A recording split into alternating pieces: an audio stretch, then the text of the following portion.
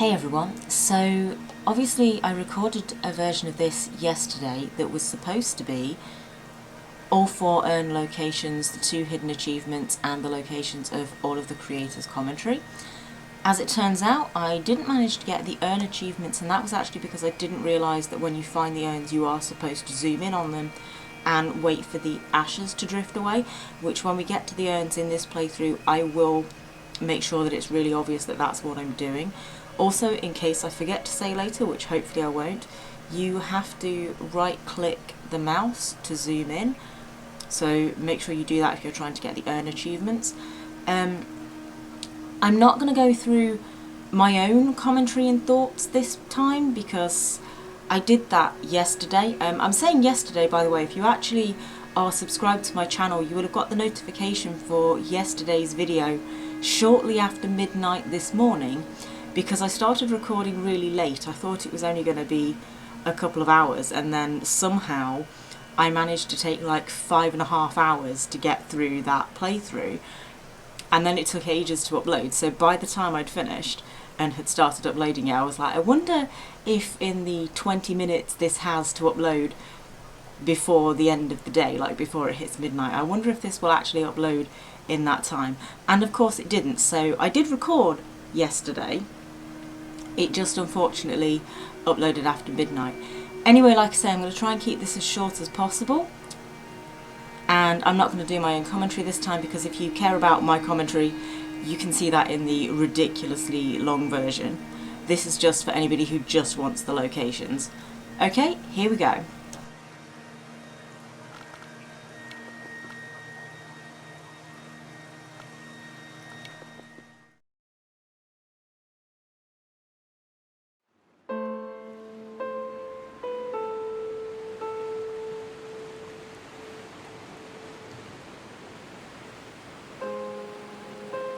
The first hidden achievement is to actually drown yourself, so you can literally, as soon as you load into the game here, just turn to the ocean and just walk in, and that will be the first hidden achievement.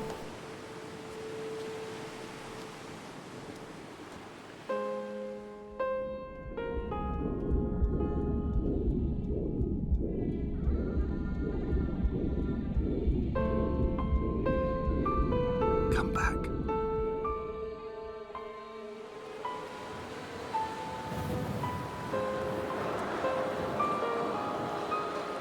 Hello everyone, I'm Dan Pinchbeck, I'm the creative director of the Chinese Room, and this is the Dear Esther developers commentary.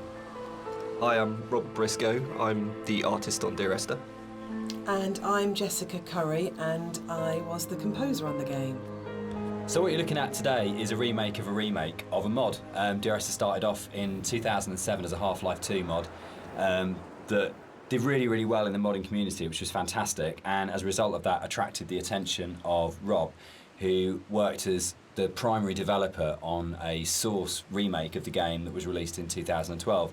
And this year is another remake where it's been updated for a cross-platform release, and we wanted to add in this developer's commentary just to give you a bit more of an insight into some of the ideas behind the game as it came together.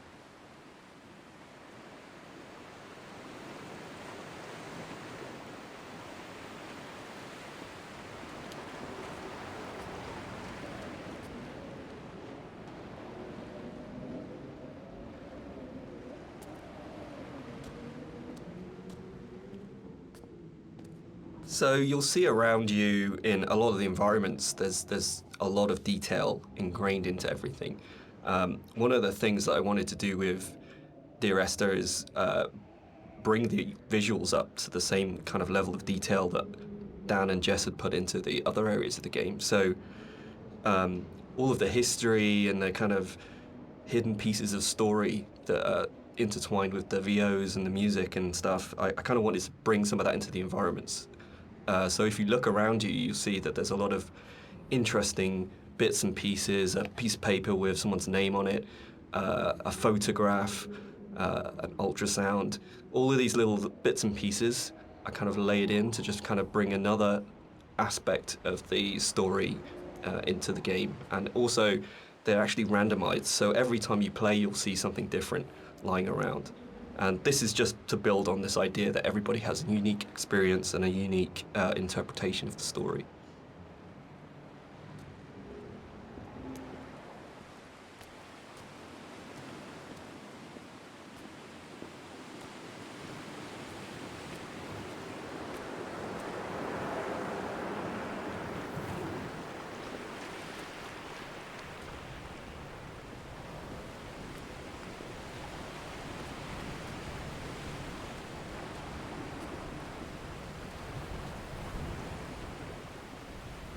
Part of the point about the whole game, I think, was this idea that rather than having a linear, straight-through version of the story, that we could have multiple story units for each place you were. And I was really interested in this idea of how you can open up that space that people can interpret. So I loved the idea that you could have two people that had played this game and then would have a conversation about it, and one of them would say, oh, what did you think about when this happened? And the other person would be like, well, that didn't happen for me. I had a completely different event happen or a completely different story happen. And it kind of feels very gamey in that way, that actually one of the things I love about writing for games is that you hand over so much control to the player that it becomes their story, and that's really, really important rather than trying to force them. So using randomised blocks of voiceover in the game and the kind of randomised prop details that Rob was talking about means that it gives it a really different feeling every time you go through. And that's kind of interesting for me, because I like the idea of going, well, not everyone has to have the same experience, and because it's interactive, you have the capacity to have very different experiences occupying the same space. So yeah, but balancing all that then becomes an absolute nightmare. I think it's nice though, because everybody gets a personal experience. Like, I love reading the forums and seeing how people come and they sort of tell their story and what they interpreted of it, and then you see other people discussing what they thought of it. And to me, it's kind of nice because everybody takes something unique away from it.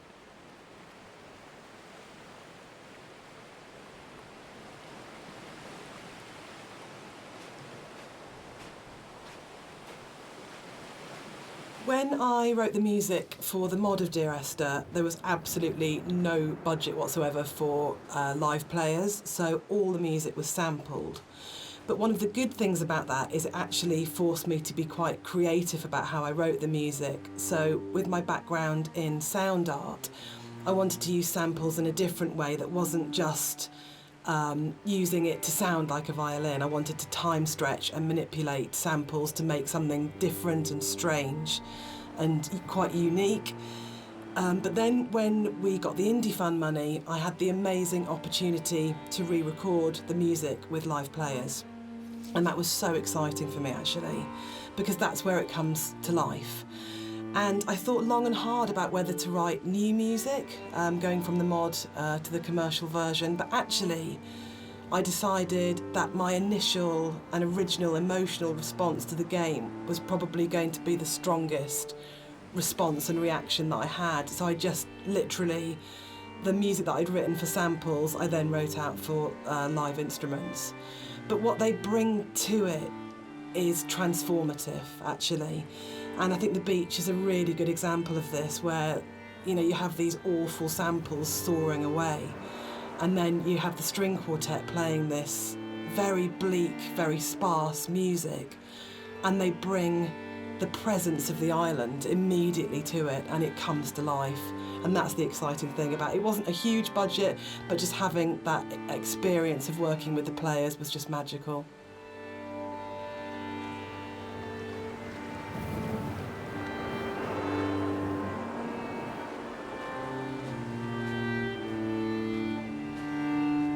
Everything about Esther for me is a dream. The landscape is not an island, it's the dream of an island. The music is like music that you wake up because you've heard in your sleep, but you're not conscious of hearing it. And the language in the story was supposed to be like that as well. It didn't matter the sense it made, it was more about the kind of the shapes it created, if that makes sense. So that the words would kind of were like being in water, like listening to something underwater. It'd be this very dreamlike, symbolic, poetic thing. And it always had frustrated me in games with game writing. This has really changed quite a lot. There was never any space for poetic language. It was very exposition-y, very descriptive, very direct. And you'd have like art and audio would have these amazing creative spaces they could explore. But when it came down to actually writing, you just had to basically go into the room, describe the character, tell the player what to do. And it just seemed like the most boring thing you could do with words in a game. And why couldn't a writer have the same artistic freedom as a visual artist or an audio designer or a musician, in terms of being able to say, isn't this just about creating this kind of emotional tone, this emotional space? And it's really, I still love that about the game, and it's one of the things I love so much about Nigel's voiceover, is it has this really odd, disconnected, kind of dreamlike quality to it, where you might finish the game and not actually understand anything that happened, but you're being carried along in the flow of it. And without any kind of sarcasm at all, I get into trouble saying things like this, the same design principle applies as this to Halo. It's 30 seconds of fun, or 30 seconds of depressing engagement, I guess, in our case. But it is about that loop of being in the moment in the game constantly, and that's actually the critical thing that matters.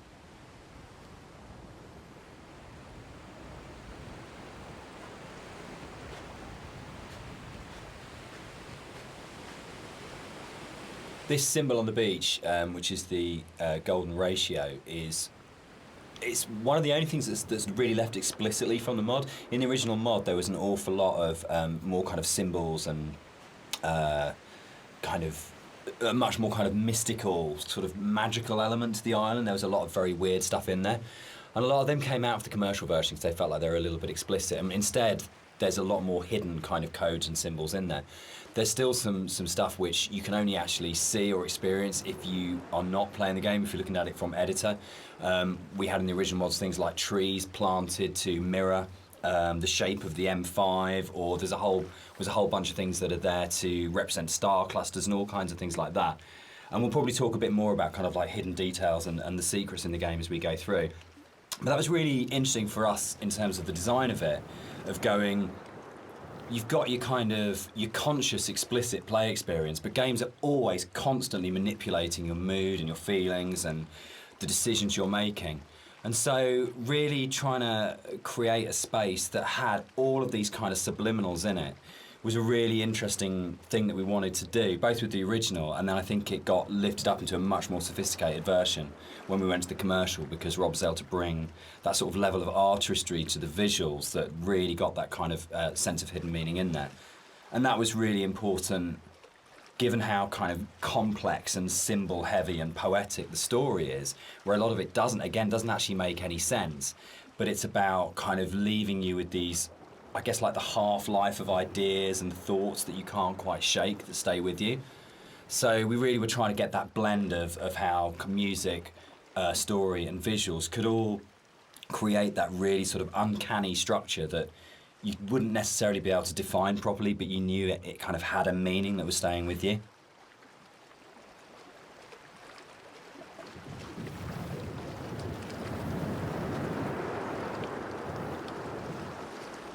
So something I wanted to do as an artist was create some kind of reward for the player when they explore the island. There are some areas of the game where it's a little bit more quieter, there's no music or there's no voiceovers. So I kind of wanted to create a bit of an incentive for people to explore.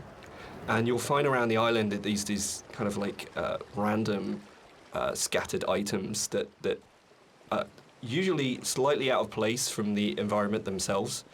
But in another aspect, they actually bring a little bit of story to the island itself, usually to the island or to the actual protagonists or the characters that surround it. So you'll find that around the island these little props and stuff. Just keep your eye out for it if you're exploring.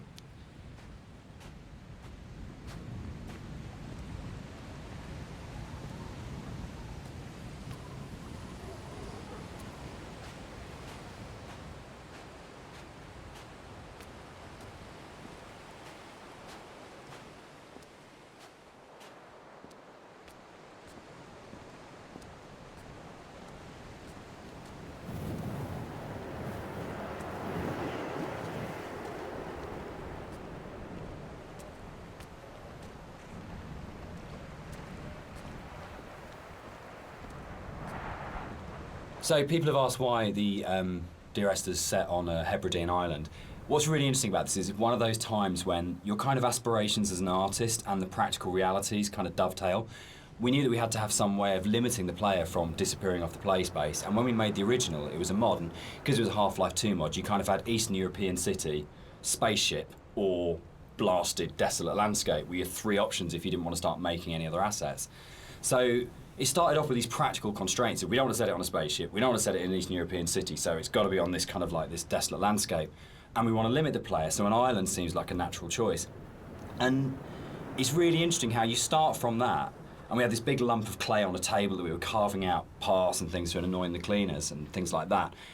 And Jess and I were talking, and Jess started making sort of snippets of music to kind of go in there. And then all of a sudden we just went, oh, that's the story. Oh, that's what happened here. But it really started, I think, from the place. And when we started looking at photographs of Bore, we started going and reading some of the history behind it.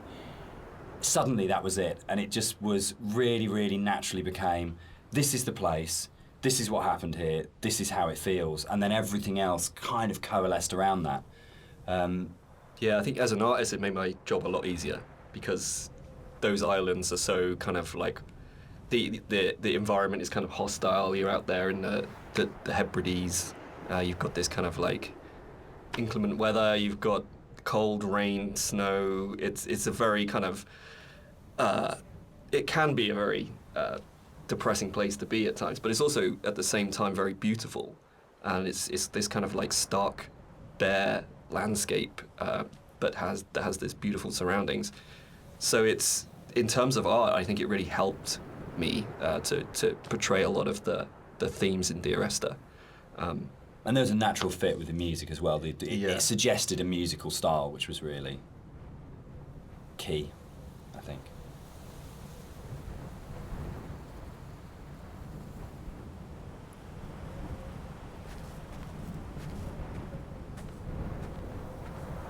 One of the things you're always trying to do as a composer is create memorable themes.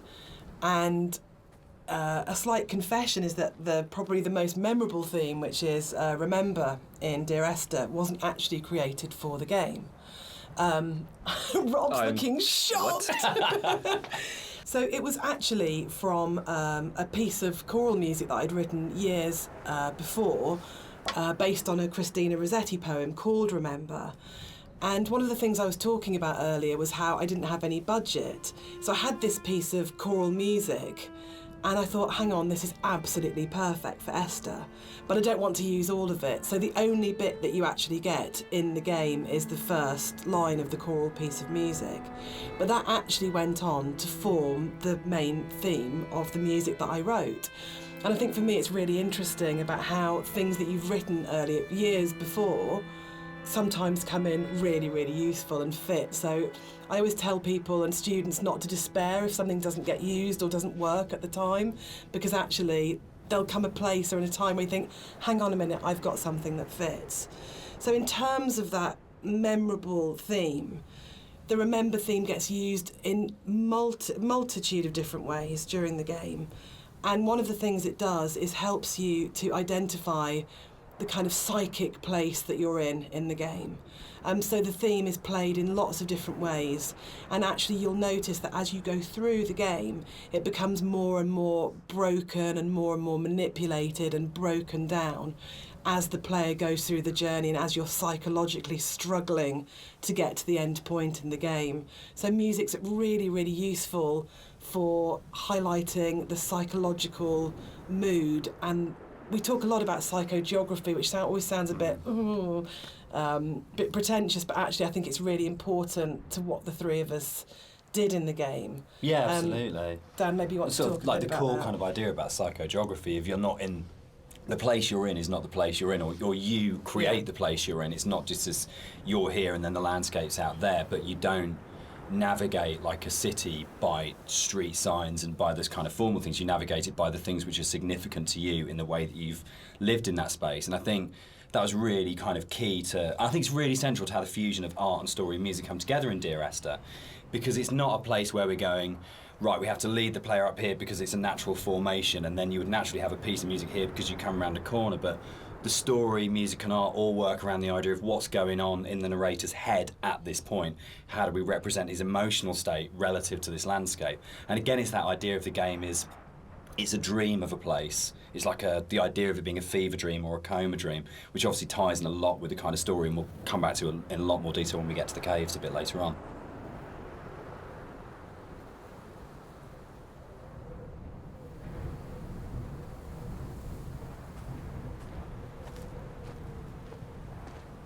White lines. Yeah. They actually did this. It was really cool. I found this historical document. They used to do this on Bora and the Hebrides. If their disease broke out, Really? they'd actually chip out and expose the chalk. So if you're on a boat and you were coming to the island, you know not to land because it was infectious, which is the coolest, most amazing. It's one of those things where you go, it's almost impossible as a writer to come up with something as cool as that. It just has to be something that was actually done. And it's so sad as well. And I love this bit and the fact that we can do it because it feels really real because it references a real thing. And I don't know, there's something really special about that. But it was always one of those bits in the game that I thought, we've got to be able to represent this somehow. We have to be able to get these things in here. Yeah, I mean, that's really interesting. I actually didn't know that was actually based historically in real life, but that's really cool. Because I my thing about the White Lines is that it was this completely surreal thing, but also it was kind of, it just added to the landscape. It's like, whoa, what the hell is that? And putting that into the game was kind of challenging because to me it just seemed like, oh, it's going to be really hard to pull off in a way that's kind of realistic. But then when you look at the kind of art style of the game, it's not really a realistic thing. Like everything is half imagined. So in that way it kind of really fit into the landscape, and it kind of creates this amazing sort of landmark that you see in the environment, and I just found it really interesting to hear about that. Yeah. I think it's one of those things where it's not a realistic place. And I mean, no game is a realistic place anyway, but one of those things where understanding that you're making something which isn't real and you have that kind of capacity to be to explore it artistically. And we'll come back and talk about sort of like it not being realistic, I think, in a little while. But that's really, really important because then you can say it's about what these things kind of represent or how they make you feel as a player, not about going, is this accurate? And I get really inspired by sort of doing a lot of research into kind of history and things like that with all of our games. Because you can just find those things that just kind of like speak to you. But it's amazing you can find that in like an 18th century book and go, that really speaks to me now, that has meaning now, and that's fascinating, I think.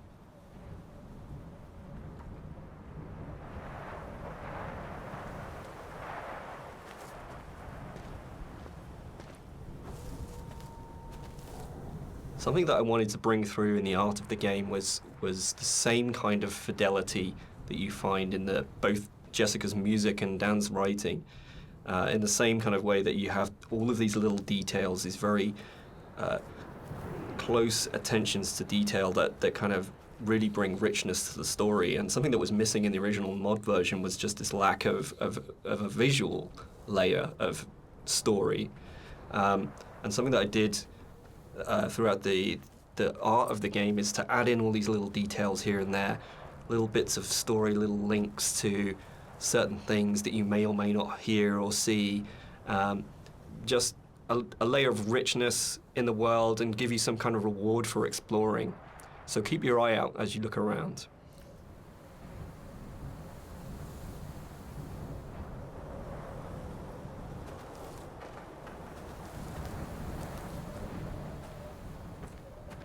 There's a scene in Donnie Darko where Drew Barrymore's playing his English teacher, and she talks about Celador as being the most beautiful word in the English language, and about it's the sound of the words together.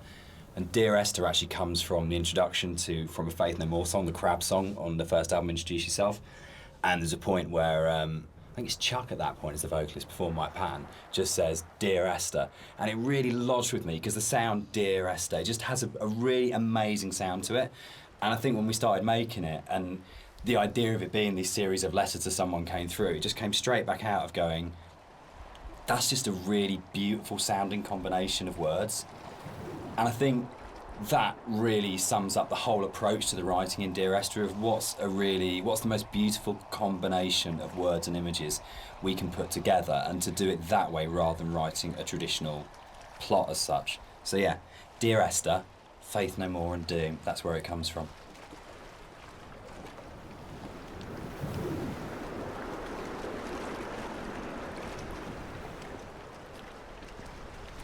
I think the central question to the entire experience, for most people that have played it or are talking about it, is this idea of, is the island real?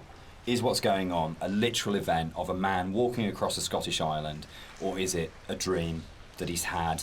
Does the island even exist? And one of the things that we try to do with the writing is to constantly lull the player into a position where they got an understanding, they made a decision about what they thought was going on, and then to undercut it. So you never actually were able to settle on any one interpretation.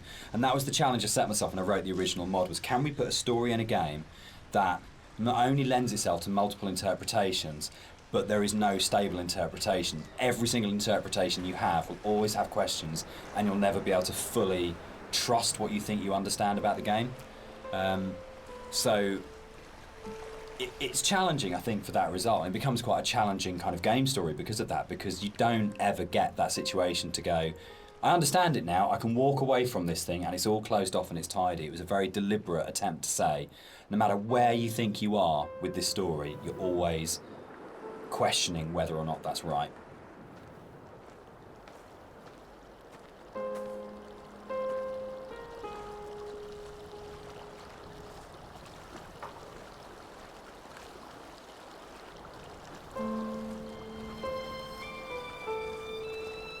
One of the things that's been most commented on with the audio and the music in Dear Esther is how sparse it is.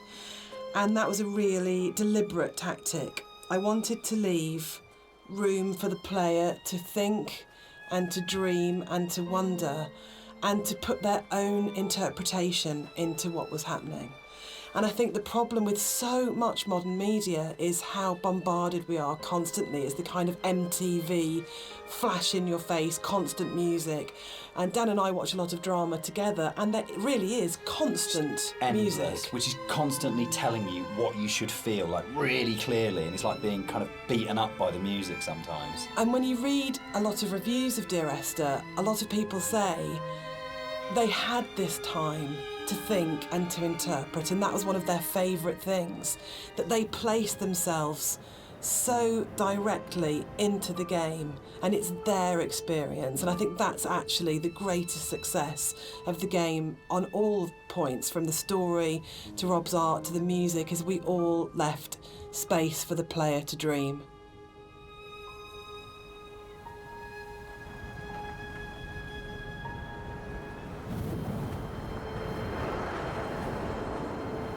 So there's a lot of places in the game where you see a lot of strange things, and this is very deliberate.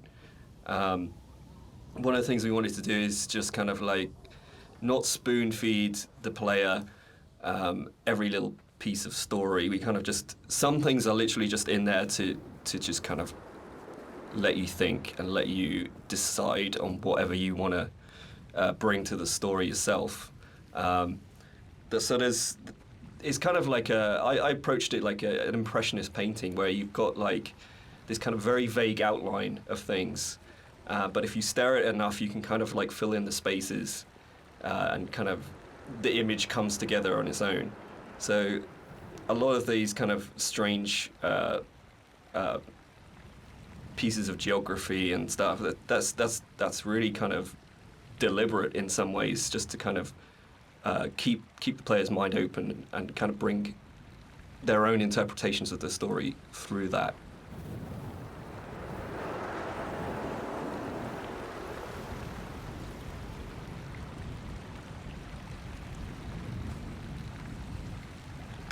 Okay, so here we are at the first urn, and this is what I mean.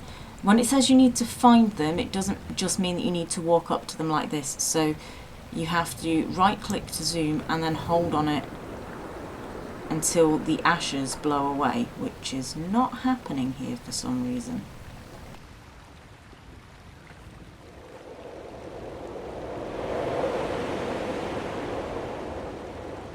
So you have to get right up close to it and really zoom in on it until the ashes blow away. And if you're trying to get the achievement, obviously do make sure that that's actually happened, because I didn't do that when I played through yesterday.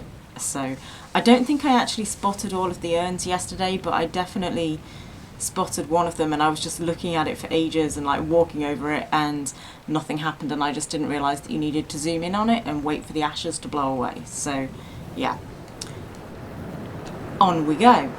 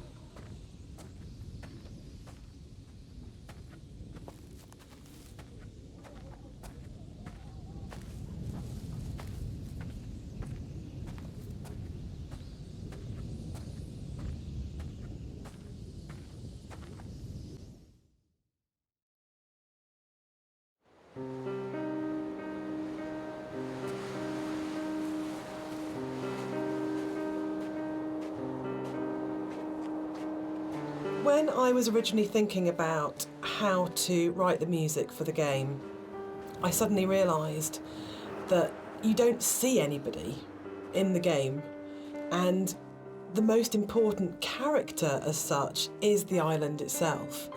So one of the things that I did with the music was to write the island as if she or he were a character in its own right. And that's really important, I think, that you're going through this space and actually it's completely devoid of people, but the music in a way populates the island, and that the voice of the island speaks to you through the music. Which is interesting, because I think that's really come on in terms of later games we've done, that sowed the seeds for the way in which we approach music in Rapture, where it was very specifically the voice of characters. And Machine for Pigs as well, where the music was about being Lily's voice in the game, Lily's representation in the game. So it's interesting how, looking back on Esther, a lot of those kind of ideas were tried out here that then came on to take other forms in stuff we've done since.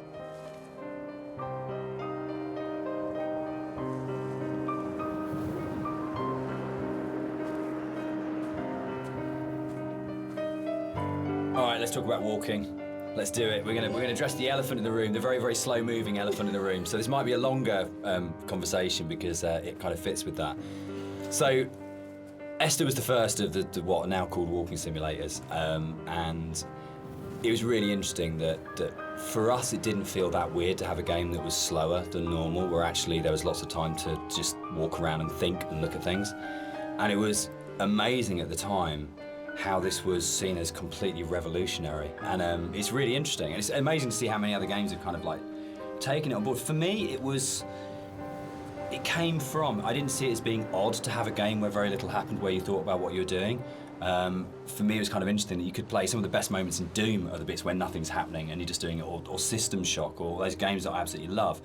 Those quiet moments were the really powerful ones. But Esther is definitely slower than a lot of games, and I think that's actually why it's lasted. I think if we did have moments where we went, should it be faster, should we put a sprint button in, but I'm so pleased that we kind of held our nerve and went, no, just as like in real life, I don't run everywhere because that would be weird. It's okay to have a game where you don't run everywhere, and actually it is a bit weird to run everywhere, but if you're going to do that, then you've got to support it in other ways, and I think the music was a really powerful way of supporting that change of pace. What's really funny for me though, Dan, is that shamefully I'd never played a game before I worked on Dear Esther, so I didn't realise that all games weren't like this, which is now looking back really naive.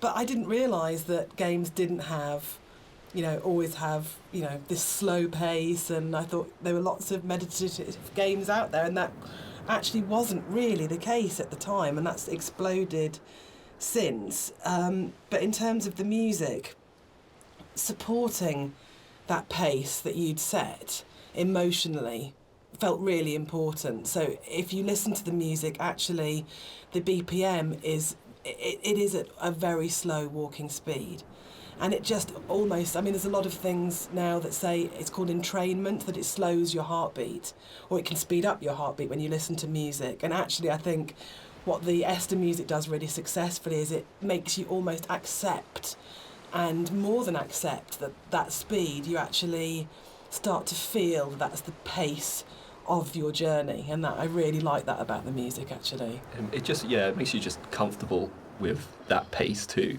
I think it just eases you into it. You feel relaxed.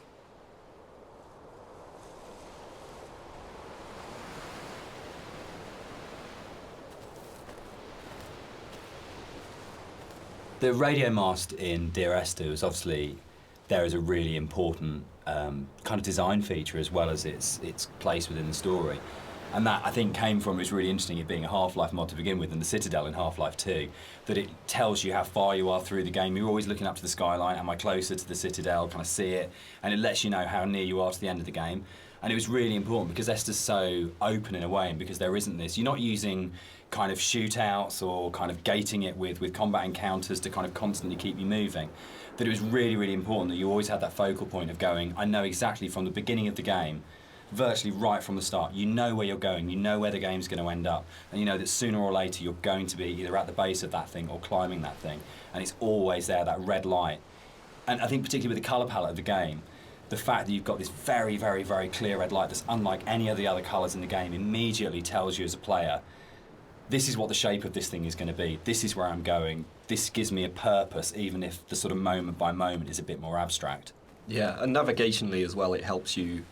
It draws you in the right direction as you play the game. You can never get lost if you just follow that one landmark. Yeah, I think it's a really interesting place of where that sort of traditional game design is still, there's loads of it in Esther, it's just not necessarily done in quite the same way.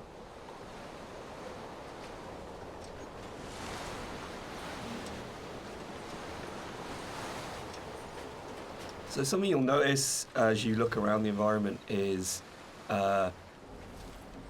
from a distance you see the landscape. It's kind of a beautiful place in some ways, but something I wanted to bring to the game was that there's this second layer beneath the surface. Whereas if you look at things closely, you see that the actual island itself is very polluted. It's kind of very rotten. Everywhere you look, every rock, every grass surface, it has this layer of filth on it, and it's kind of been put in there just to kind of emphasize further that this island's a really unpleasant place to live. It's like if you scratch the surface, you see like just how corrupt this island is.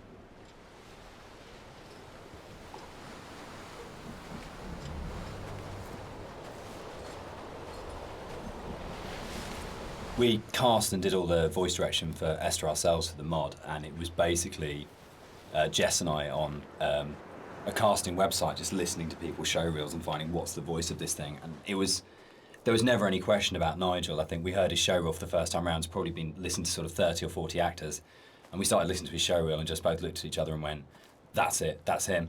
And it was amazing when Nigel came in. We had, I think, a day and a half to do the whole thing. And he just did that amazing thing that really, really great actors did. If he just walked in, got in front of the microphone, and more or less did the entire thing in one take.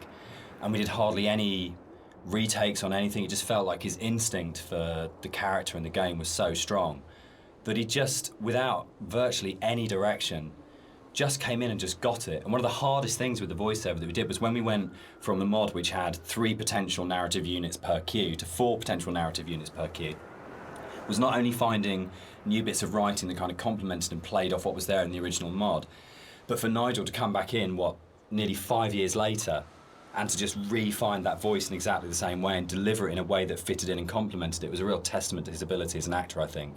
That apart from we had spent quite a lot of time trying to make the sound actually sound the same in terms of mic placement and things like that, but in terms of the actual delivery of those new monologues, you wouldn't know that was both written and acted sort of 4.5 years after the original thing was done. So the one person who's not in the room sort of today but deserves a huge amount of credit for how the game kind of eventually was delivered, but also I think in terms of how the game has lasted, a huge amount of respect needs to go to Nigel Carrington for his work on it.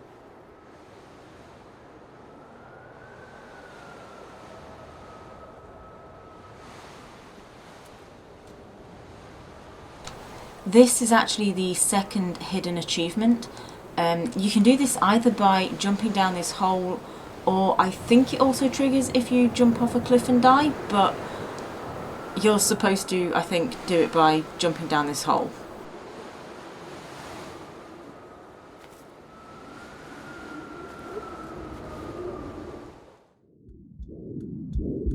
Come back.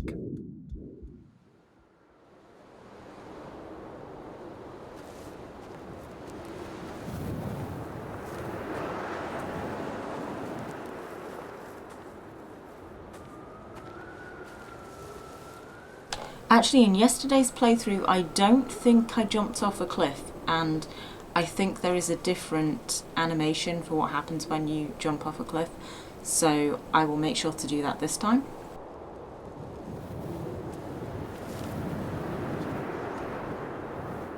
So this hole in the ground was kind of a difficult thing in some ways. It's a bit of a challenging aspect of the game. Because, in some ways, it kind of like, I think for me, we wanted to have this pit here, and I wanted the player to be able to actually go as close as possible and like look over the edge and you know, kind of have this feeling of dread and stuff. But the other issue that we faced was like, what happens if the player just jumps into the hole? Like we have no real death in the game. And from a design point of view, Dan, I mean, I don't know what you It was really hard because you know, it was a game where we couldn't let the player die. We didn't want to have respawns, but we had to handle the fact that there would be both accidents where the player would fall off a cliff or something, but also the deliberate urge as a player. You know, the first thing you're going to do is go, great, there's an ocean, how far out can I go? Or there's a cliff that's really high, can I jump off it? And how do you have death in a game where you can't have the player die? Because if the player starts breaking up the experience by dying and reloading, then you're in you start breaking the experience a lot. So yeah, I mean, we didn't want to also have like artificial boundaries, you know, where it's like an invisible wall.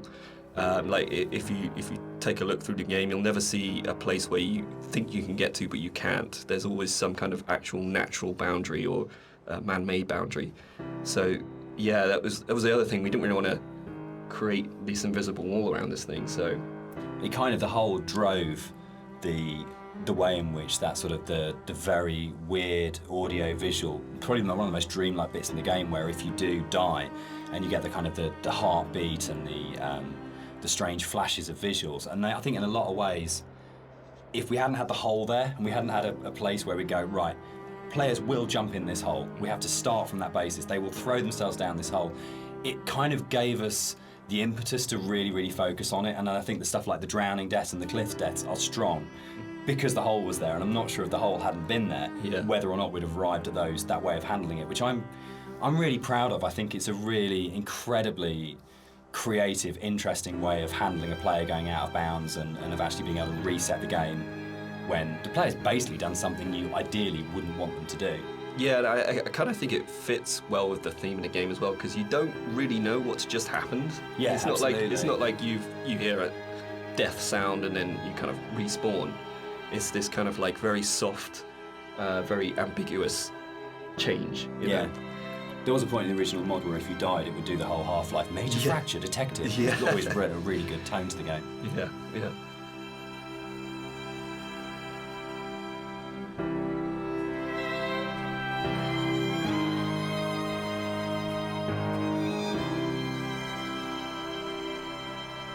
One of the really important jobs of a composer, I think, is to provide the player or the listener with different emotional tones and states.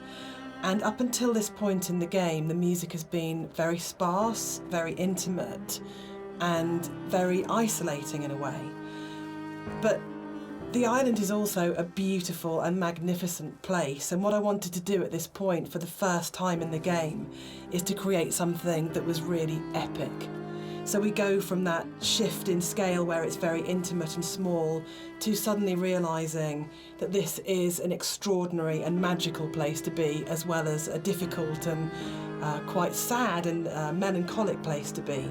So the string players were instructed at this point to play with much more vibrato, Up until this point, they've played in a very sort of Scottish style, actually, no vibrato, very plain playing.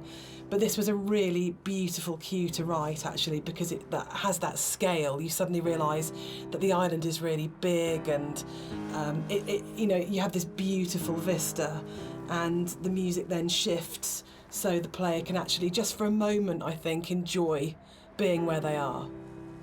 Yeah, I think that's it. Can I come in?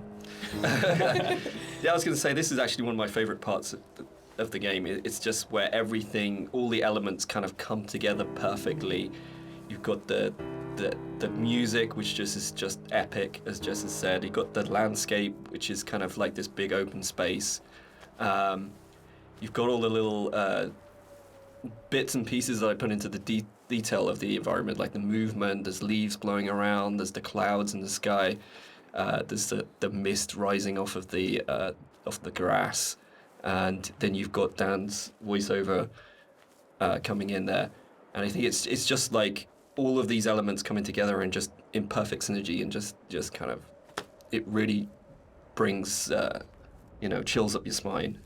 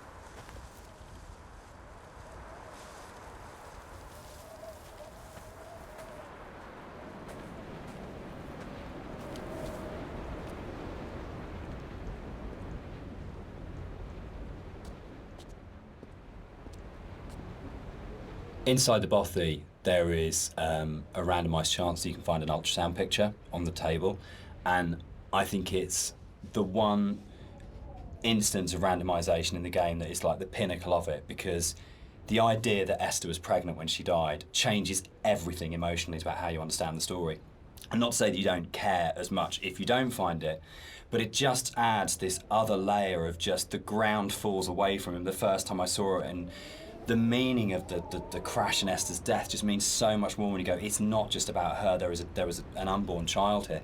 And I think that's where the randomisation just hits its absolute peak, because it's one tiny detail that may or may not be there, but if it's there, it's going to fundamentally change the way you feel about the entire thing. And that's the strength that the randomisation elements in Esther kind of provide, that you go, you're likely kind of feeling about the story and your understanding about the story can be changed so absolutely by the occurrence or not of one tiny little prop detail. And that's something which, those moments I think are what make it really, really special. So it's for me, it's almost like the most important prop in the game, because when it happens, it's so profound. Yeah, and it's again, it's just something that makes each playthrough more personal, I think. This is what I love reading about, people finding these things and going, holy shit, I've just found this one thing that's going to change it. That's changed my interpretation completely. Yeah, absolutely.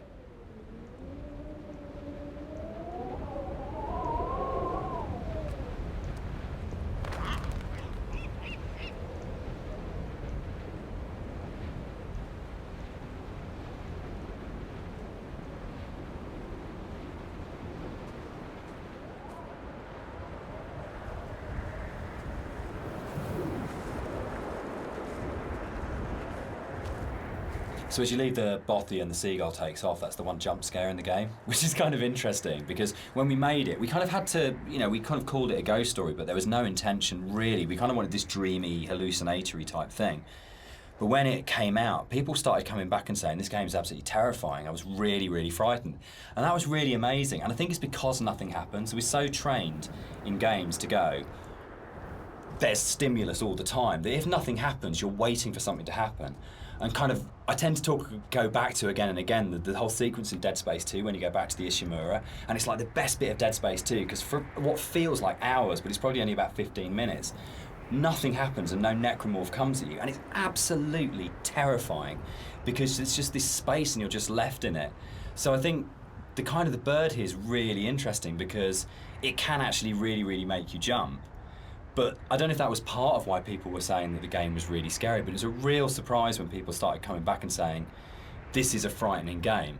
And I don't know how much of that is to do with the ideas in the game are frightening when you think about them, and how much of it is to do with just the emptiness and the lack of kind of things in the game make it a really quite stressful or quite frightening place. But it was a real surprise, I think, that sort of reaction from a lot of players when we shipped it.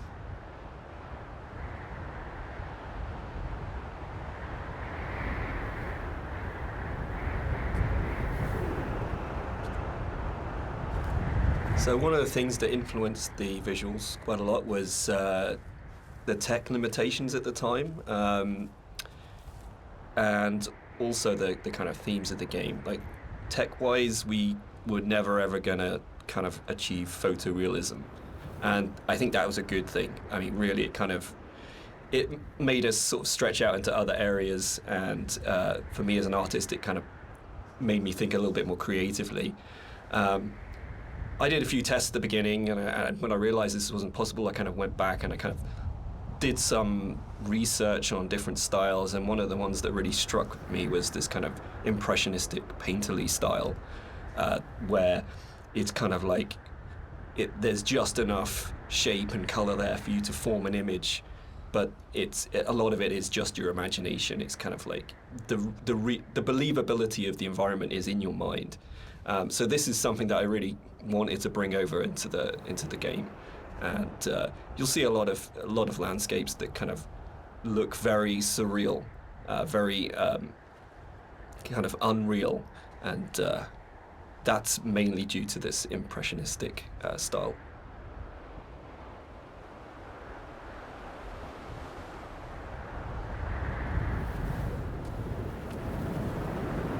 We should probably talk about some of the inspirations behind it.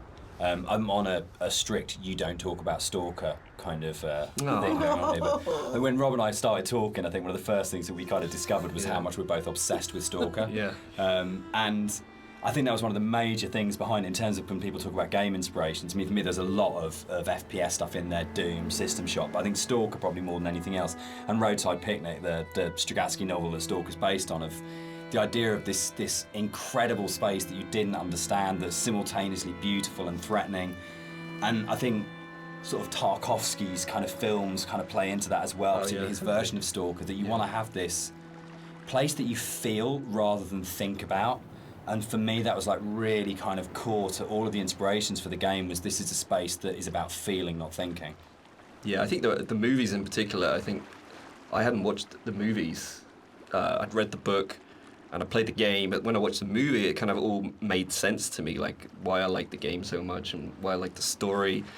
It's just like every shot is like a painting. It's like every shot has its story to tell. There's very little dialogue in the actual movie itself. There's just these long, lingering shots, and each shot is amazingly beautiful, and in its kind of desolation. And for me, that was like a huge influence, you know, like trying to bring some of that through into the environments. So that is definitely something I'm going to struggle not to talk about. But the game as well. I'd say the actual Stalker game has a big place in my heart, like gaming-wise. It's one of the reasons I got into game art in the first place. Yeah. So that to me is a big part of it too.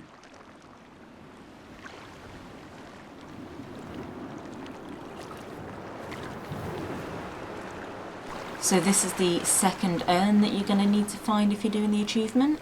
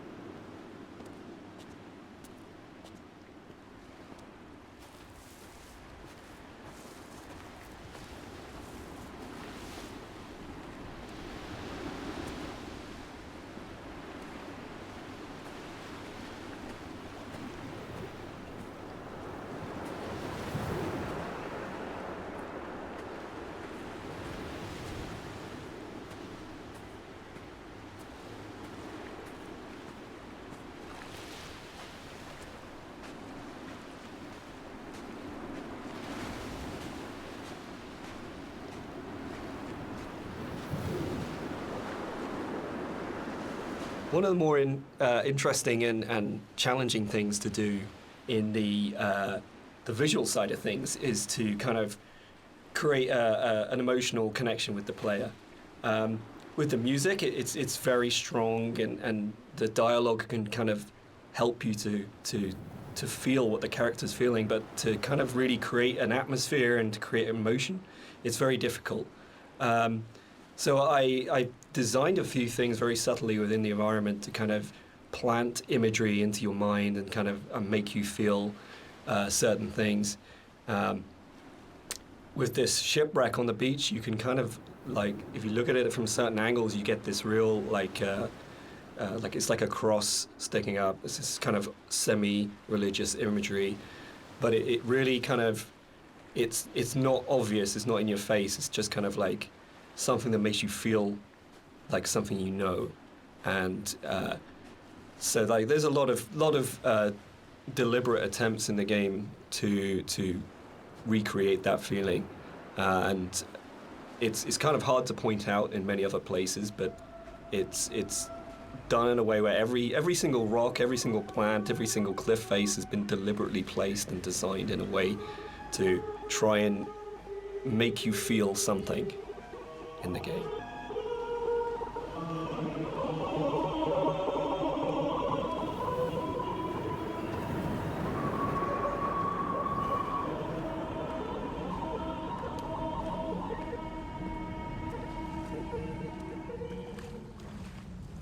This is another of my favourite bits in the game, where you come along the edge of the sort of gully and you find hundreds of books, and it's one of the first times where most explicitly there's the suggestion that nothing you're seeing is real, because there's just no way that this can exist, and it's a really amazing, uncanny moment. But it works, I think, for me, because you just go, I don't understand it, but it's lodged somewhere in my head and I can't get rid of it and I can't unsee this. And I think for me, like in terms of my influences from books, I mean, there's the obvious sort of stuff like with Burroughs, Cut Up and things like that going on. But it comes to the kind of books that I really love, that like Roadside Picnic, or the other one by the Strugatskys as well, I absolutely love, is The Ugly Swans, that's just full of these images that you go, I don't understand, I literally have no idea what's going on here, but I can't shake it, it's just got its hooks in me. And I think more recently you've got books like Jeff Vandermeer's Annihilation does this so well, where nothing is understandable, but you feel the logic, but you can't understand the logic, but you feel like the logic's there.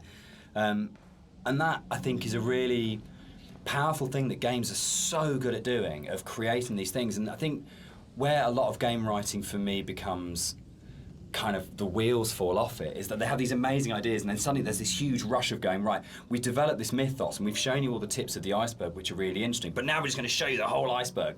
And actually, that's never that satisfactory as a player, because it robs the mystery.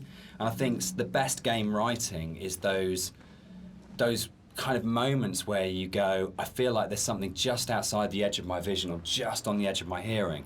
But it's the confidence to go, that's it, that's all you get, and the rest of it is up to your imagination. And I think it does loop back to games like Stalker. I think Skyrim at its best does it so well, where you just have these moments where you think, I want to know, but it's going to be down to my imagination to draw those things. And the player's imagination is the most powerful thing you've got in your design kit. There is nothing you can put on screen, there is nothing you can do with audio, there's nothing you can do with dialogue that will ever be as powerful as the player's own imagination.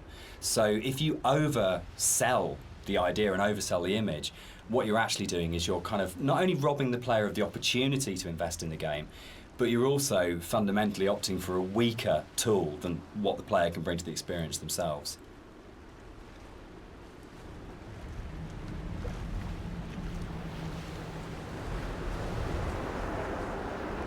One of the really important images in the game is the radio mast, and the soundscapes that I wrote for the game are really tied into this idea. So it's the concept of the tortured sounds that they're so broken down, they're so manipulated, and it really is supposed to represent the inner state of the protagonist at this point. It's that fractured understanding. So it kind of works on two levels, actually. We have the narrator who's trying to understand the journey that he's on, and we also have the audience's journey and their struggle for comprehension to understand what's going on in the game. So this distortion, this breaking down, this fragmented, kind of tortured sound really ties into the idea of the radio mast and that idea of communication, actually, that the game is trying to communicate something to you, the narrator's trying to tell you something, but it's so difficult to understand what that is.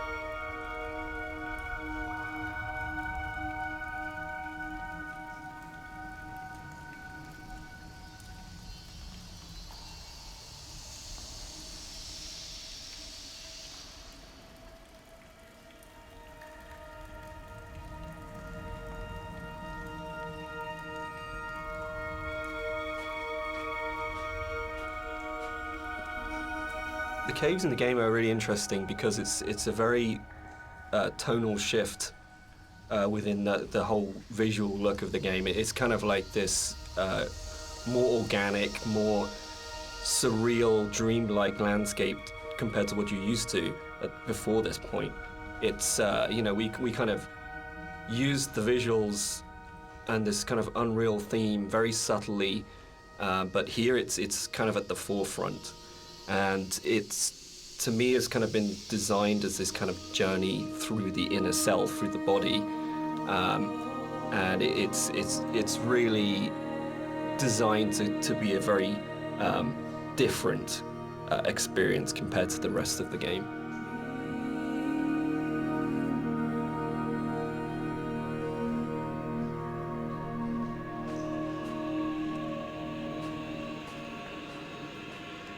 This, for me, is probably the most pivotal music cue in the game, and it's the one that most people write to me about to say that they are absolutely obsessed with and they love.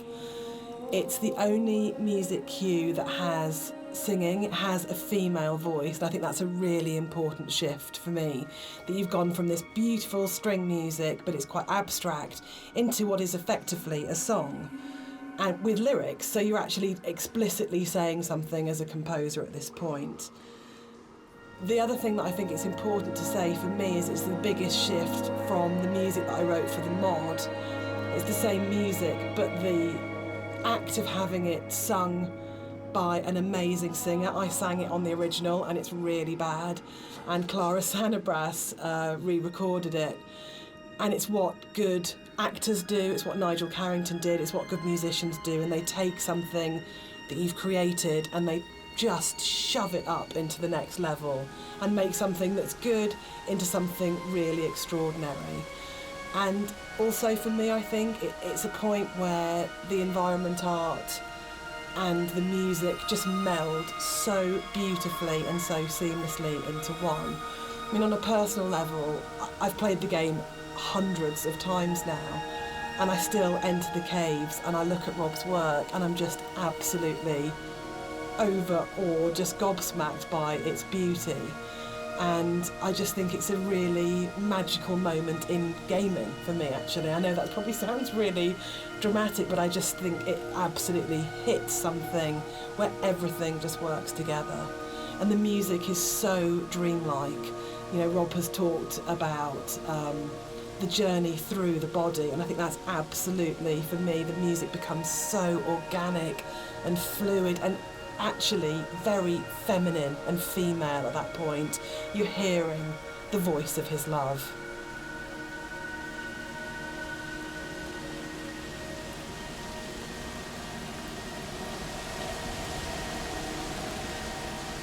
I just want to say that I think you can divide caves in games into pre and post Dear Esther. I think that it's just a way of breaking away from reality into saying what you can do with these spaces that actually makes them this incredibly, much more vividly colourful and much more kind of interpretative and look from it. And it's really interesting that I look at caves now in games and I find myself going, that's a very Rob Briscoe cave. And I think that's an amazing thing to have achieved. So I think it's one of those it's great paying other people's work compliments. I enjoy that because you never feel like you're being big-headed about yourself. But I think it is.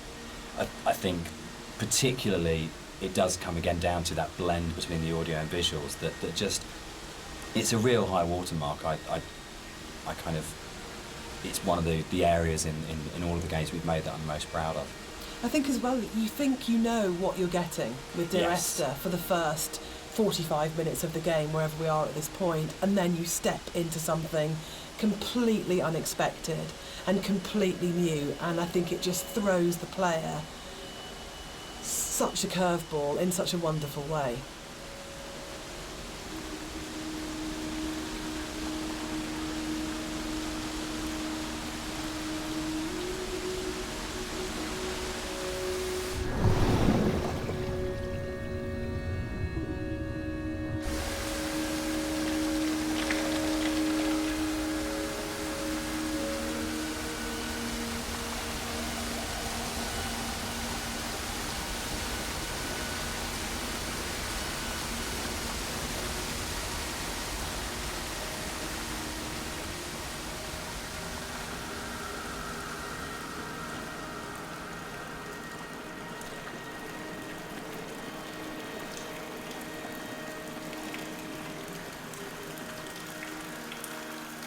I think when you're designing a game, it's very easy to get very locked into what the system can do. And you're trying to deal with all the different variations of things that if a player does this, then this. And we have to deal with the consequence here. And our lead designer, Andrew, and I talk about this all the time about you might have an idea, but then how does this radiate out throughout the entire system? And you get very caught in the idea of what the system has to be and how robust the system has to be and this kind of thing. And I think what's really important as a sort of a designer, as a creative, is that understanding that actually the real game is happening in the player's head and that the system can be whatever you want it to be, but if the game isn't running in the player's head as opposed to on the screen, then you're missing a trick. You're not letting the game be everything it could be. And I think the great thing about working with a game as simple as Esther in a way is that those sort of consequences of player interaction, there's not a huge number of them in the way that there might be with a very mechanically complex game. So you can really heavily focus on what is the game experience that's being played out within the player's sort of mind and heart at the moment. And there are other, sort of, I know this is a kind of a way of approaching game design that has become increasingly popular over the last few years, and like Journey was a really, really good example of that game company really focusing on what's the emotional experience of playing this game.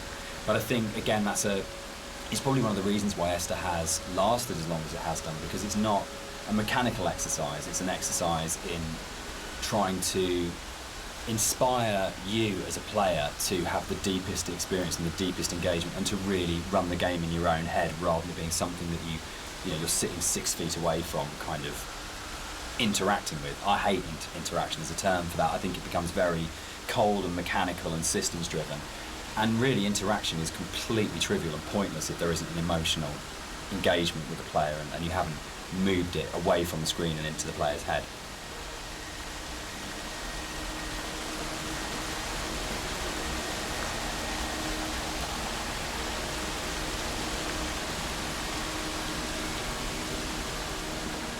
What's really important to me is that Dear Esther started out as a Half-Life 2 mod, and if the Half-Life 2 modding community hadn't championed it and celebrated it and downloaded it a lot and talked about it and loved it, then it would never have been a game.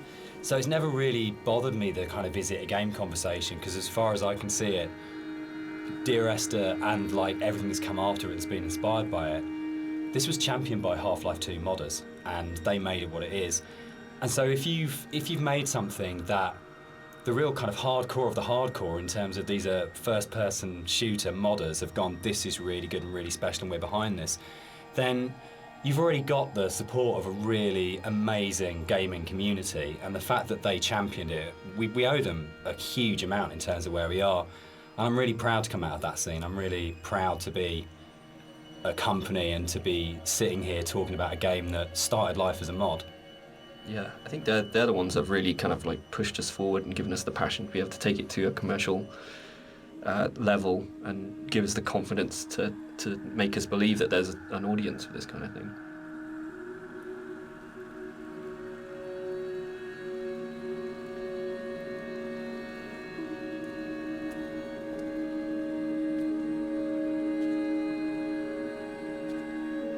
Esther was my first foray into writing music for games.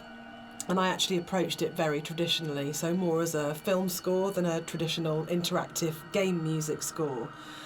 And what's really interesting for me is that the lack of interactivity in the music was never a problem for anybody that played the game. And that's a separate discussion, but there's a big schism between game music composers of how much the music should be following the player at all times in terms of interactive music. But one of the reasons I wanted to say something at this point was that this was my little first journey into thinking about how you write music for games rather than films. So I had this song that was a certain length, and Dan said, well, we don't know how long the player is going to take to traverse through that space. And I thought, oh no, he's right, and slightly panicked.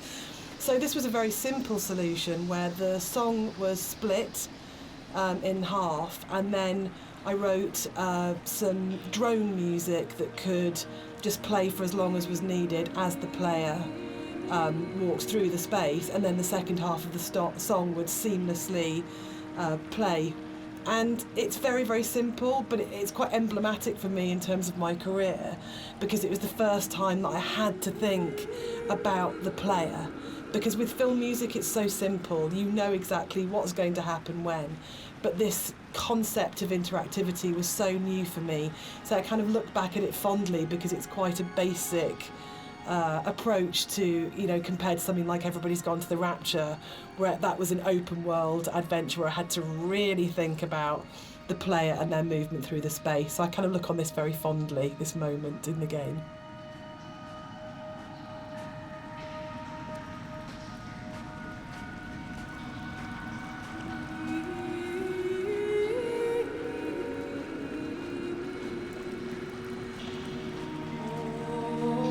I don't know when the paper origami boats first came into things with Esther, really, but it felt like a really amazing metaphor of taking these letters and folding them into boats and then letting them leave the island, because you at this point in the game, it's kind of the realisation is there that this isn't going to end well, and that the narrator is never leaving the island, and the idea that this kind of, again, the idea of communication, or the attempt or failing communication, or trying to speak through the coma or whatever it is, however you want to interpret it. But the idea of putting the boat in the underground river really felt like it kind of reinforced that sort of dream-like kind of quality of the caves, of actually there's something really sad about this one boat, because when you see it go past, you know that even the boats aren't going to leave the island. Like this is something which doesn't have a tidy, neat kind of like resolution. And there's, even if you don't sort of think about it to that sort of level of depth, there's just something. It's one of those things that I really love about games that you can do, where it's just a moment that has a really distinct emotional tone to it, that you go, there's a pause when you see that boat goes past, that I just think is, it's something special you can do with kind of media like games.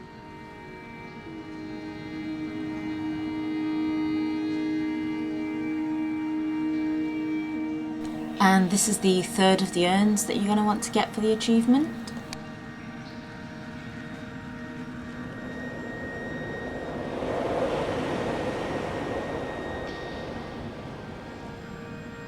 Okay, that time it actually started to have the ash blow away before I zoomed in on it, so I think the thing that I checked out on a forum to see why this hadn't worked for me, it is just that you have to stand in the exact right place, and where they were saying you have to zoom in on it is not the case. So if you find them and it's not working for you, try both. Just try different positions and try zooming in, because it will work. But yeah, this looks like it does have to be just the exact right place that you're standing, not so much the zoom, even though the guide that I found said that you had to zoom.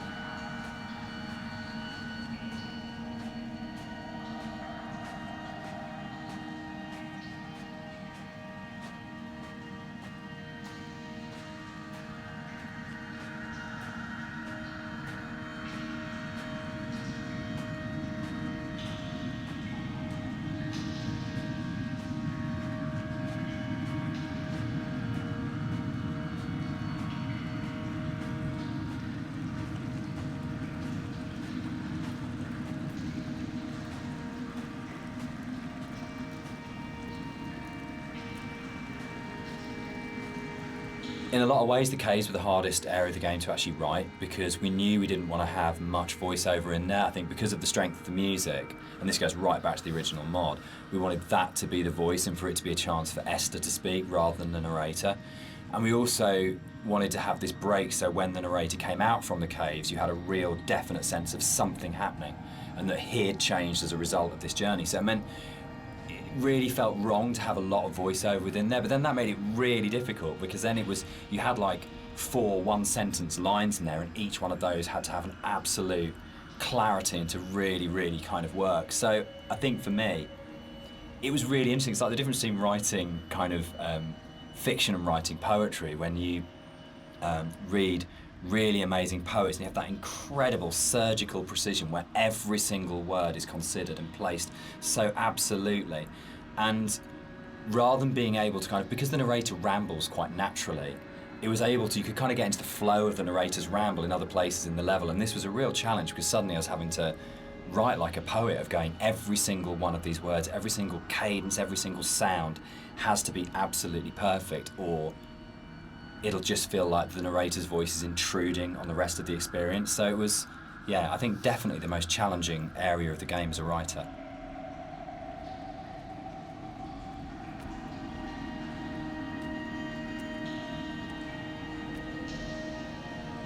The sound here is a classic case of, again, what music I think does really well, which is you've had this soft, lyrical, beautiful, epic, dreamlike music, and then the moment you come out of the caves, you're into this really harsh soundscape, and the tonal shift is very, very brutal, I think, and deliberately so.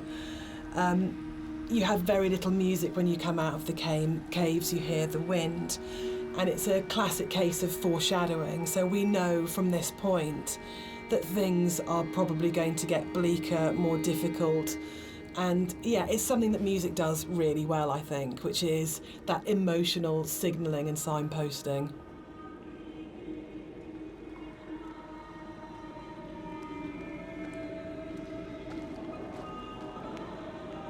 This whole area moved, didn't it? The original mod, this was a cave right at the beginning of the caves where everything was written, and it moved to the back end of the level, and we had this long corridor that's full of these kind of it's the point of high madness, I think, in the game, isn't it? Yeah, it's kind of just where you feel like you're losing the plot completely, both like visually and auditory, and you know, it's kind of like this really frenetic moment for me.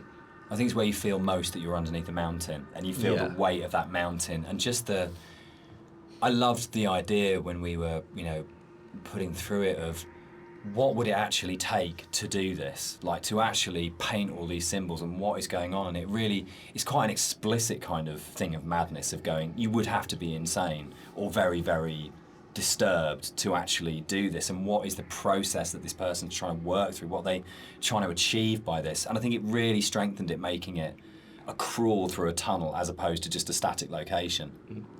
Yeah, I think it's the consistency and the coherence of the symbols is a lot more broken down as well. Like you see some symbols before like scattered around the environments, but at this point they're like right in your face and they're kind of just, it's just total madness, Any kind of meanings have been crossed over and confused, and I think it really helps to bring the tension up at this point at a level as well. So you're kind of coming out of this dreamlike state a little bit. Yeah, you kind of know that you're getting towards the end of the serenity into something that's a bit more disturbed than that. Yeah.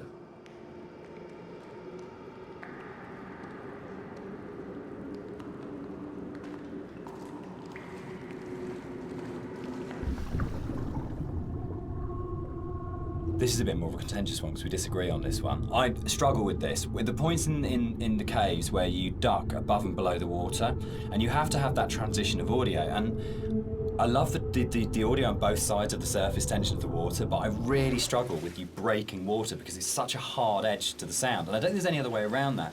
And you need to have those moments where you do go underwater because it's so important.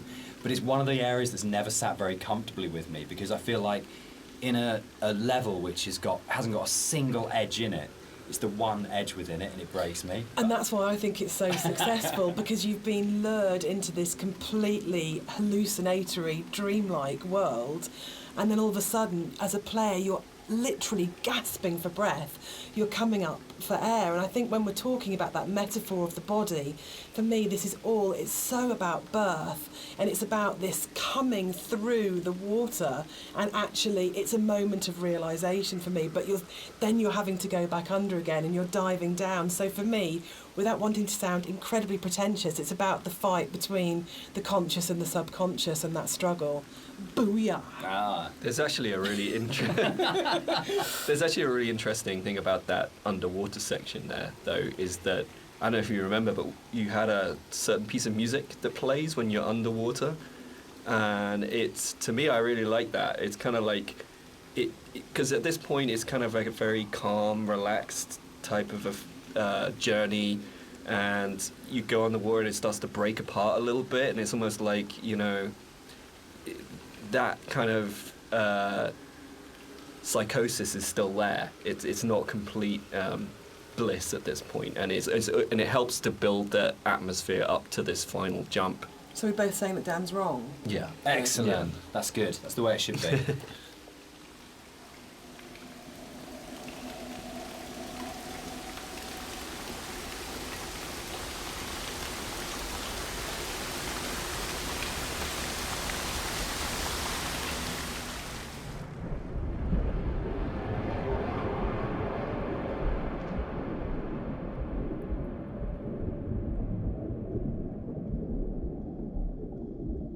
The motorway scene, the biggest new addition to between the mod and the commercial version. This didn't exist in the mod at all. It was a completely new thing. Yeah, it's I wasn't sure where the idea spawned from to have this scene, whether I just sort of went off or we discussed it, or I can't remember. I can't remember. Can you remember? It just kind of appeared, didn't it? And then it was just this kind of. I think for me, actually, I remember being some technical difficulty between the drop and then coming out at the end part, but it was like the same thing that we dealt with in the past of like, how do we not kill the player?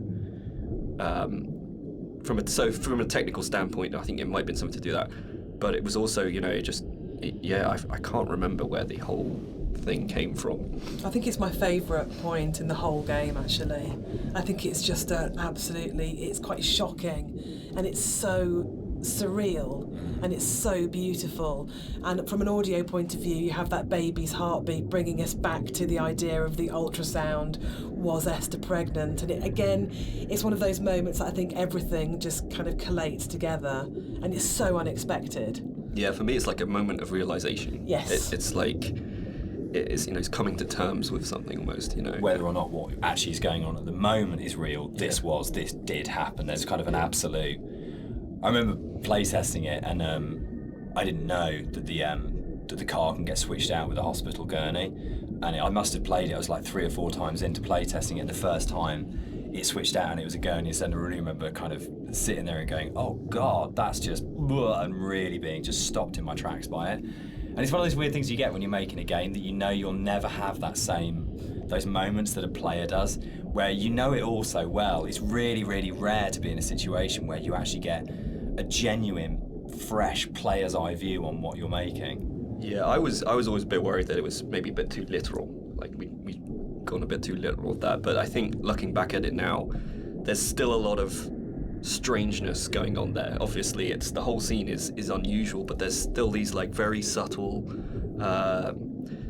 details that are there that kind of still making you think, what does that mean? Like I think if you look closely, there's like coins scattered around and things like that. It's And for me, it's, again, sorry to keep going on about it, but it's about layers of subconscious for me. That you start overground, you go into the caves, you go deeper, you're falling down, it's going down the rabbit hole effectively, and then you go to the deepest level, and that's actually the truth, that's the reality, that's what happened.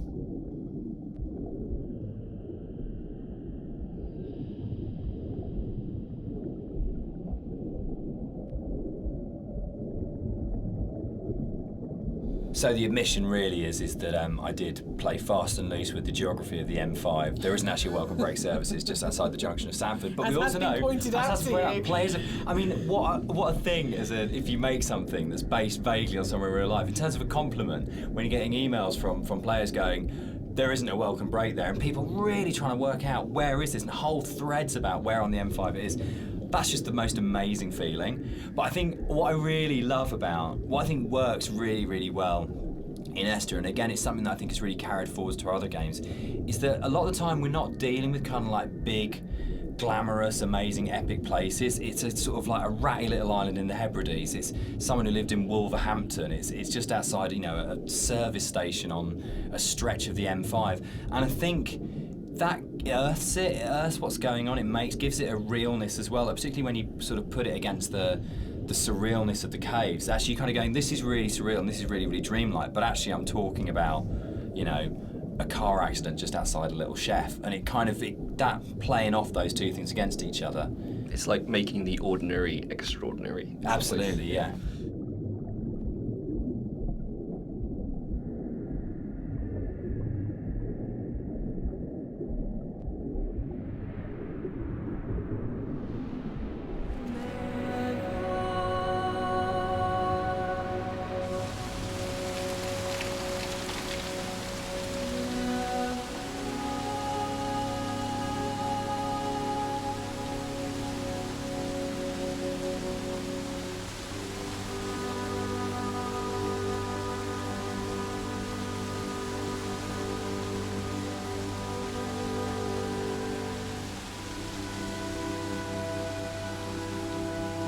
This scene for me is like really, really iconic because it kind of brings this idea of the caves being an inward journey through the body together. It's really kind of like a symbol of rebirth, and it actually brings together a lot of the visual goals that I wanted to achieve with a lot of the symbolism in the game. Like, I've talked a little bit about how the environment was kind of designed to provoke emotions, and kind of the impressionistic style gives you just enough information to make you think of things and feel things. But this is probably like the antithesis of this. And the whole feeling of rebirth here is quite strong. I know Jess. Yeah, the music's really supporting that. Yeah. Because she sings always, always throughout, we've got always, always, and then she sings never, and a moment of absolute soaring. It's the climax of the music. As you come out of the water and the music kind of swells, and you just kind of, it is like a moment of change has happened in some way, and it's think rebirth, isn't it? For me, it's his moment of clarity and acceptance and understanding of the reality of what's happened. And you're literally moving towards the light at the end of the tunnel. Yes. You're actually doing that as you go through. But the music, especially, I think before the music got layered in, that scene was nowhere near as kind of powerful for me. Like, that kind of just totally made it.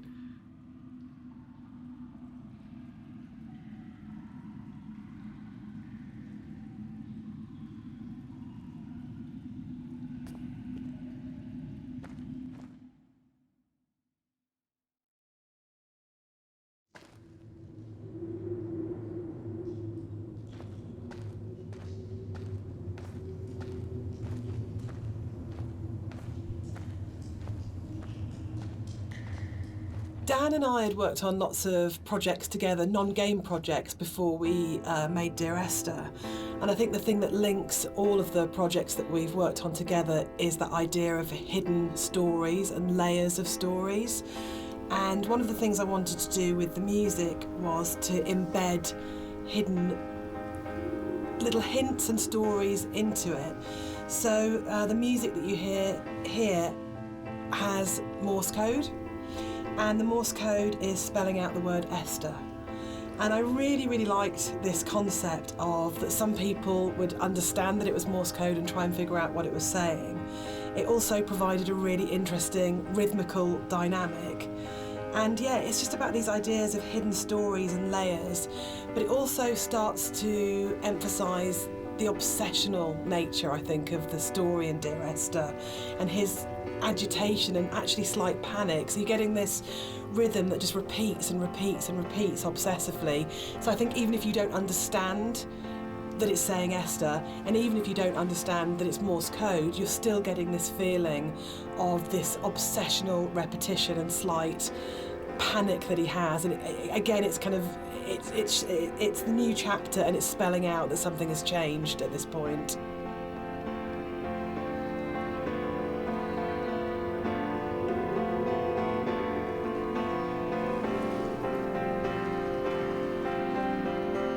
It's probably the level which has changed most from the original mod. I think it's much bigger than the final level in the mod. One of the major changes in there is in the original mod, the whole side of the cliff face was covered in painting and writing, and a lot of that moved inside to that corridor in the caves where it's really obsessionally painted on. And it was really, we spent so long on that because we were trying to get it looking right, because it's one of those really interesting examples where I loved the image and the idea that you've got this guy painting the entire side of a mountain with words and symbols and things.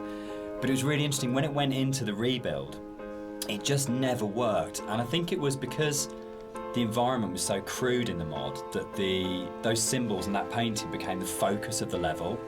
And it changed the feeling of the level completely, when actually that just wasn't something we could realise in any way, that not even technically, but just didn't artistically look and feel right. And I think probably sort of retrospectively looking back on it, that's about the sort of the sophistication and the subtlety that then came into the art, rather than just being, this is literally just a canvas that we write words on, to actually the environment telling its own story without the story being literally painted on it. Yeah, it was very difficult when we were experimenting with that to kind of like make it not completely unreal. Like, I think for me it was kind of, I wanted to kind of bring the player a little bit back into reality after the caves.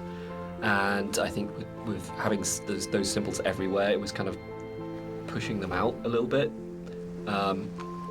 So I think what we came to, with the kind of compromise we had, it was kind of a nice in-between. Yeah, it didn't feel like a compromise to me. It felt really? No, Cool. it felt like it didn't work, but it kind of, but those symbols were coded. Like there's the hill in the background when you're standing right at the end of the boat and you look back, and you suddenly realise that the shape of the mountain is the shape of a woman lying on her side asleep. And that, I remember seeing it for the first time around and going, it's saying the same things, but it's saying it in a much subtler way than in the initial layer. But it was definitely challenging, going back to how do you have a deep, complicated, subtle art style, but still manage to have something which is very sort of stark and symbolic laid over the top. It was much more challenging.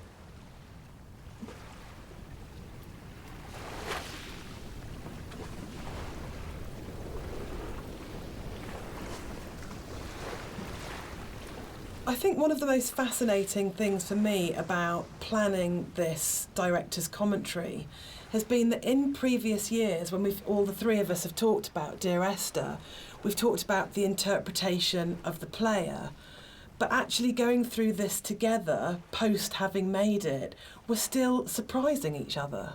Yeah, and I think that's really, really interesting for me, because it shows that we left interpretation for each other, and that we trusted each other actually just to get on with it. And because we each brought our own special and unique contribution to the game, we didn't have to, in a way, talk it to death, or say you have to justify every idea you have, or talk it to death, or explain it.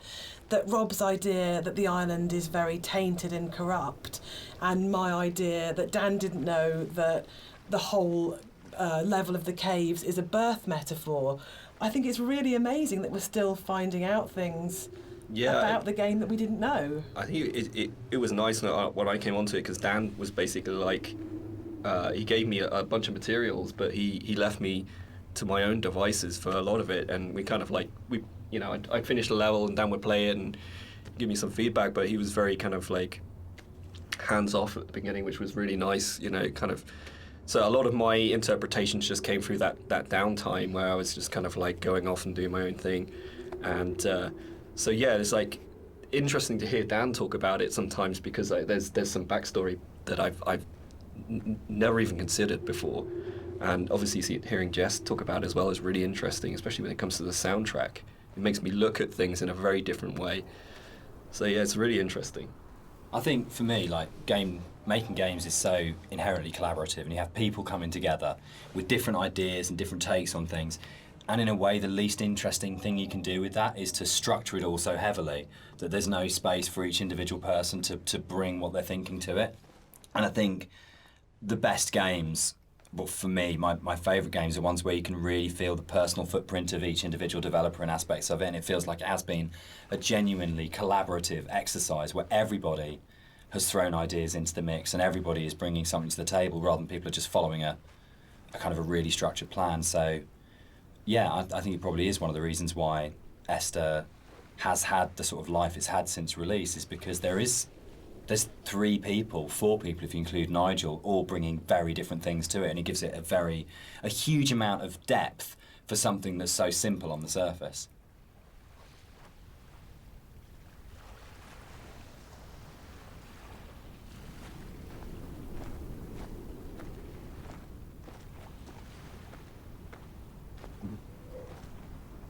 I'd been on holiday to Greece lots of times, and one of the things that I always really responded to emotionally was those shrines that you see on the road, and sometimes they're dedicated to saints, and sometimes they're to markate where an accident has taken place. So you'll get photos of the deceased person and flowers and candles, and they'd always really touched me. And so I said to Rob, I think it would be amazing to get these into the game. Somehow, and then Rob took that idea and ran with it, and I think they're so successful and they're so beautiful and they're really moving, and I think it's because you had this elemental scale, you have the island and it's huge and you have that scale, and all of a sudden you come around this corner and it's absolutely brought back to the human scale again and to that relationship of the individual. And I think the other thing that it does really successfully is it's a kind of magic realism, because there's no way that you could have all those amounts of candles lighting your way. Who's lit them? The island is empty. Who's put those shrines there? But I just think it's a really lovely bit of environmental storytelling, actually.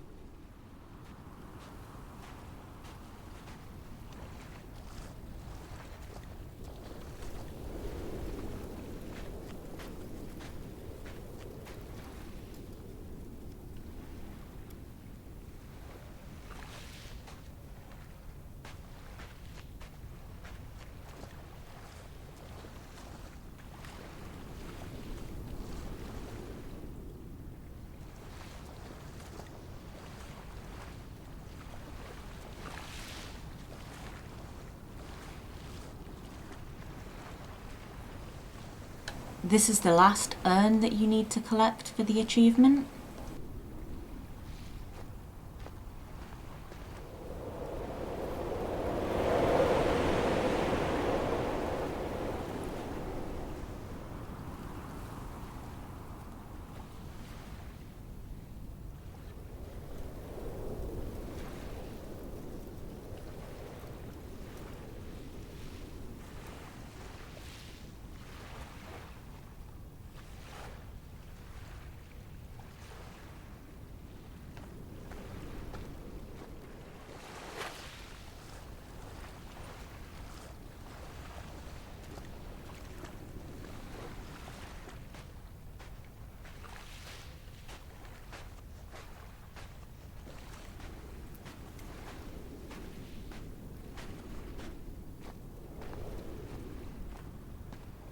One of the really nice things about the move from mod to the commercial version is that we had a couple of years worth of the community talking about the game before we went back into it again. And one of the things that I read on a forum was that someone had constructed this amazing version of the story where they'd decided that the narrator was Paul. And I hadn't thought of that. It was never part of the original writing. And I thought, that's so amazing that as a writer, your audience can find something in what you're doing that you hadn't thought of. So it was really important when we went back in to record the additional set of voiceovers. I thought, I absolutely want to do this. I want to take this idea that's come out of the fans and to run with this and to add an entire new sort of stream of story in there. So we added in a couple of cues within the fourth level that intimated much more strongly that actually Paul wasn't this other character who caused the accident, but actually you were responsible for everything. But again, it was then trying to find that balance of not overcooking it, so you weren't led to that idea. But just if you happen to have the combination of just a couple of narrative units, then you would possibly come to that interpretation. But it was really amazing to be able to say, it felt like giving something back to the fans that had enabled us to make the remake in the first place. And it's always a lovely moment as a developer to be able to recognise your fan community and kind of say, thanks, this one's yours, this one's here for you.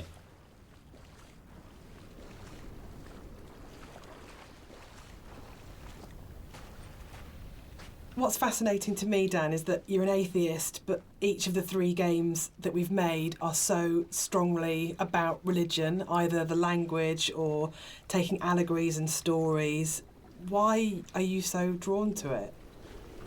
I think I'm really interested in people and the stories that make up people. And I think there is like in the Bible, like most kind of religious texts, it's not about what it is, it's about what is behind what it is, and that's what you're really getting to, is the idea of the sort of the parable or the metaphor. And it really felt like, particularly with Paul on the road to Damascus, is a story that many people know and we can understand, and it's about redemption and consequence and guilt and transformation and who you really are and what that means. And it felt like just a really strong, powerful way of making it very accessible, the narrator's kind of inner turmoil, in a kind of a story that we know really well. And there's a universality to those kind of questions that, whether it's, Christianity, whether it's Islam, whether it's kind of Buddhism, that they're asking very broadly similar questions. What does it mean to be human? What does it mean to be a good person? How should we behave to each other? How should we feel about the world we're in? And it's a really powerful way of speaking to a lot of people. And I think that's always been really important as well, is that it's about saying, no matter who you are or what your kind of like outlook on life is, whether that's faith-based or secular, that we are all effectively asking the same questions. And that's why I think all our games kind of tend to be around those questions.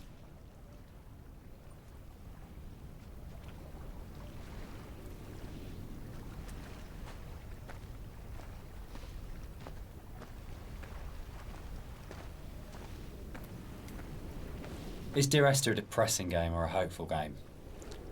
For me, it's kind of like a mix of both, really. I think, like, my interpretation is kind of like, always feel like kind of depressed when I think about the kind of turmoil that this guy's been going through for God knows how long, and the kind of environment he's been in, and all these events surrounding his story. But for me, I always feel like a little bit hopeful at the end. The conclusion just feels like a relief.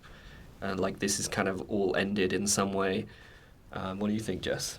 I think it's a game about acceptance, and I really like that. And I think it's telling that a lot of people with mental health issues have responded really positively to the game, and we get a lot of emails and letters from those people saying that it's helped them through a really difficult time. And for me, that's because it's about the struggle of being human, that it's hard and that we love and that we grieve and we lose, but we come through it. And those things are what makes us human, that it's transformative and that the pain is part of life. And that's a really beautiful message. And I think that's what you do so well, Dan. That's what you write about. You write about what it is to be human. So, Dan, you wrote it. Without wanting to cop out, one of the things about writing it that I really wanted to do was to make something that people could take and could own, and it would be their take on it. And their interpretation of it mattered in a way that mine didn't. My job was to give them the architecture to interpret in their way. So I think that is a cop-out. I do. I think as a writer you always have. Yeah, I think it's redemptive. But I don't think the redemption is as cut and dried as it's all okay at the end. It's not okay at the end. But there is a release, there's an escape, that bad times will happen, but they will end. And they won't always end positively, but they will end.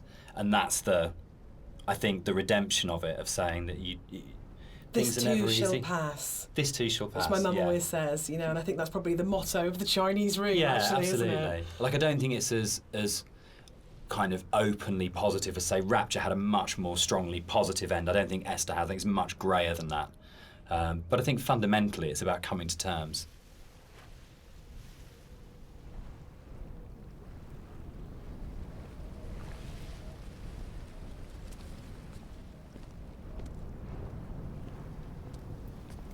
So, Dear Esther is the first walking simulator.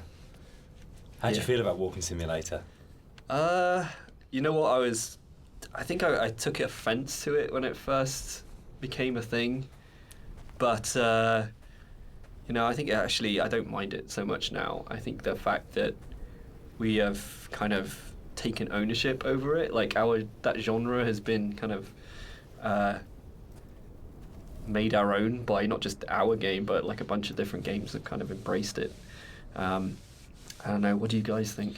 I'm still really confused about the need to categorise in games, probably more than any other creative industry, and I think it shows that games have a long way to come in terms of how we describe an experience. So I do agree with Rob that it's really positive that we reclaimed Walking Simulator, but I still find it reductive, possibly, as a term. What about you, Dan? I think for me, it's people want to know what they're buying and what they're getting into, and I think it's so people understand what a walking simulator is now. In a way that if it was like first-person adventure or slow-moving, not very interactive, story-driven games, they're all sort of really very fluffy. But I think if you buy a game and someone says it's a walking simulator now, you've got a pretty good idea what you're getting. And there's been, there's Gone Home, Firewatch, Stanley Parable. There's so many other really good titles that kind of fall within that group of games out there now, that it does have an identity, and I think that's the really good thing about it. I mean, when Esther came out, there was literally nothing. We had no idea how we described it or what we called it. We actually struggled with that quite a lot when it came to marketing, and sort of ended up being sort of like a ghost story, because it felt like it was the closest thing we could get. But it feels like now you can make a game like this and you can say it's a walking simulator, and people will know what it is straight away. Yeah, I think that's the nice thing is there's a whole group of games out there now that quite comfortably put themselves into that category. And so it's like if we were to come out before and just said it's a walking simulator, people would have been like, well, that sounds terribly boring. That doesn't. Why the hell would I play that? But now people kind of are a little bit. Seek them out. Yeah, now people are kind of familiar with what that means. The people out there who actually seek this sort of stuff out, and it's kind of really cool. I mean, me myself, I would actually do that, use that as a term to search. But yeah, I mean, it's a very simplified term for what our game is, and there's obviously a lot more to it than walking. But I think when you look at other genres, they're also kind of very simplified. You know, first-person shooter, role-playing game. It's to me, it doesn't seem as bad as any of those other things.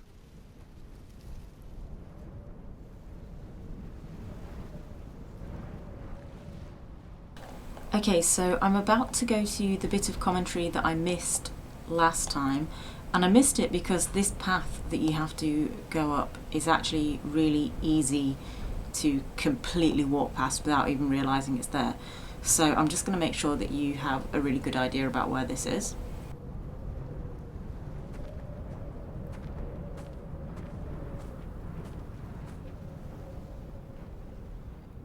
So as you can see where we're walking up this path from the last bit of commentary that we listened to, you can see that next bit ahead there.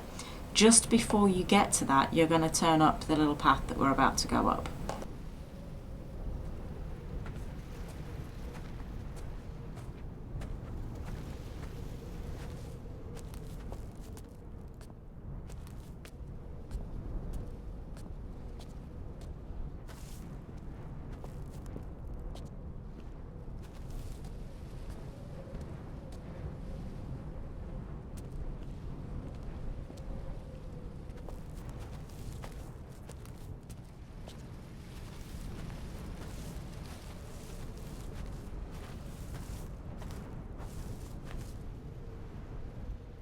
The last level ended up being quite a lot bigger than the original mod, and it's also the one where actually the movement around it is in a way the most artificial. There's the big zigzagging cliff paths that basically it's like a series of straight lines from point to point. There isn't a lot of movement, and one of the things that was really difficult to do with that was to not make it feel too much like a corridor and to give it that sort of sense of space and that you were actually exploring somewhere quite natural.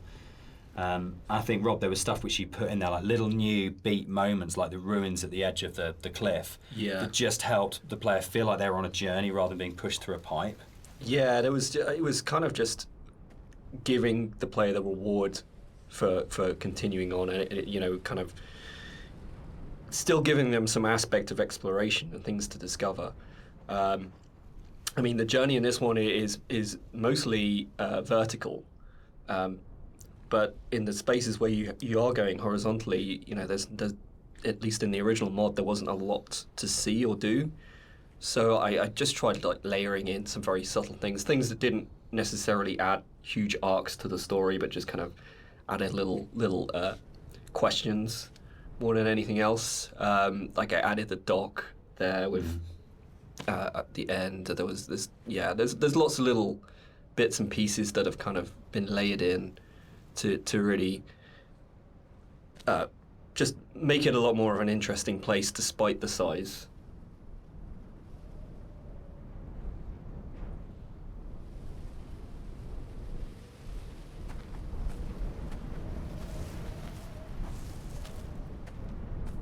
There's a bit of an illusion of simplicity with games like Dear Esther that people kind of assume because there's not a lot of mechanics and there's not much going on in that sense that they're easy to make. And I think actually it's kind of the opposite in a way, that because they're so simple, everything is exposed and everything has to be exceptionally good for it to work, because you're carrying a player's experience on a fairly sparse, minimal kind of framework, and that really means that every aspect of it has to be produced at a really high quality and has to be done with a lot of passion and a lot of thought. There's nowhere to hide in a game like Esther, and that's something which I think carries through to the best games of this type. You can see with all of them there's a real commitment to kind of depth and a really intelligent way of approaching design, and a real kind of trust in the player and a real assumption that players are smart, imaginative people who want experiences. It's not a game that it's easy to just knock off or to do with any kind of lazy attitude. You have to be really, really passionate and care a great deal and put an awful lot of thought into it if it's going to work.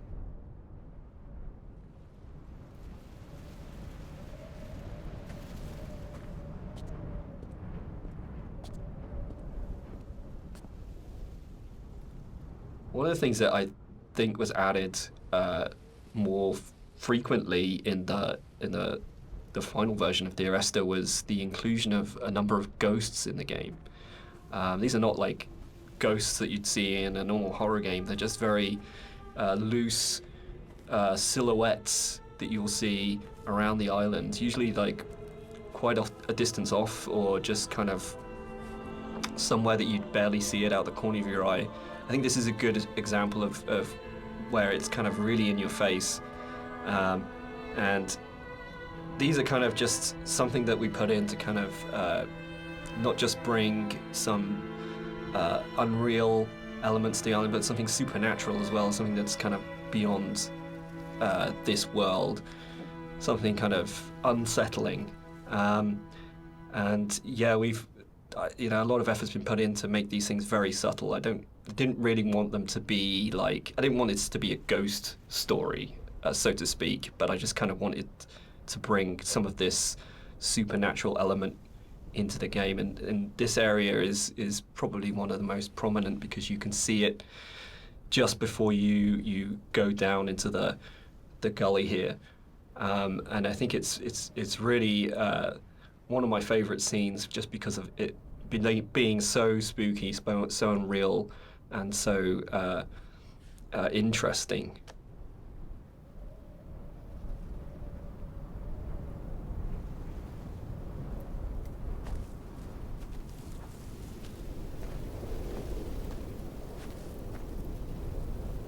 Now, I said earlier about wanting to make sure that I got the animation for when you jump off a cliff, and I think this is going to be a good point to do that. So I'm going to start the commentary, jump off, and then run round, hopefully while the commentary is still going.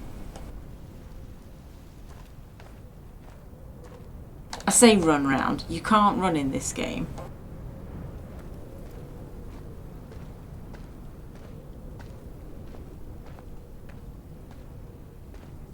The overlook, the point about this to me is that it's probably the voiceover in the game that kind of sums up the whole story and the experience. It's almost like a recap of everything that's gone before you start the final climb. And you know it's that pause before you're going to start the final climb and before the game's kind of builds to a climax. But you can also see the whole level, and it's like the idea that you are standing looking down on your own journey, a bit like the idea of your life flashing before your eyes, or sort of like seeing your body but having an out-of-body experience at the moment of death. And it was really designed to try and get that feeling as the player that you stop and you take stock of everything, and there's a bit of a sense of there's no going back. You take a breath and now it finishes. And I really wanted to kind of achieve that sort of sense, and I think we did. I think it really came together here, that you got that sense of going, right, now this ends, and now I move forwards to it.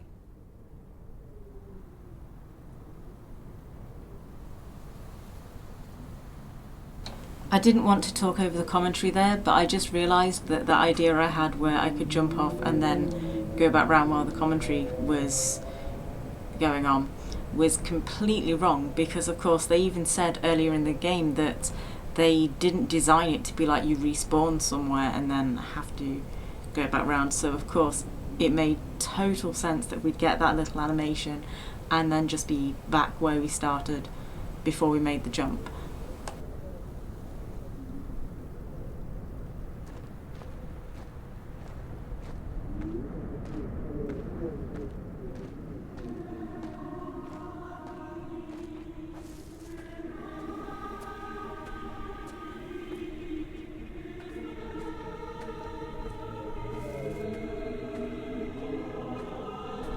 So here it kind of, the environment becomes a little bit more surreal again.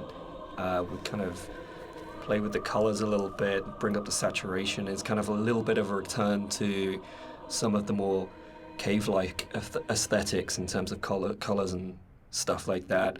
And it's kind of there to kind of signpost another significant moment in the game, or something that's leading up to the significant moment.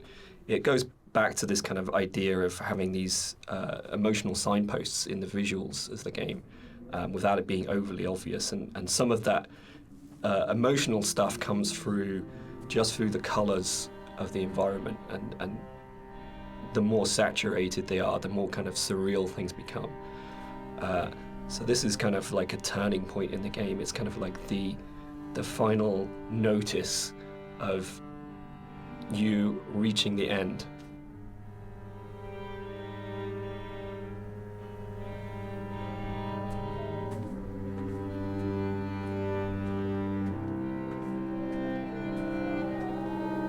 The music that's playing here is a repeat of another cue, and originally we hear it played on the piano, and the string quartet take on the piece here.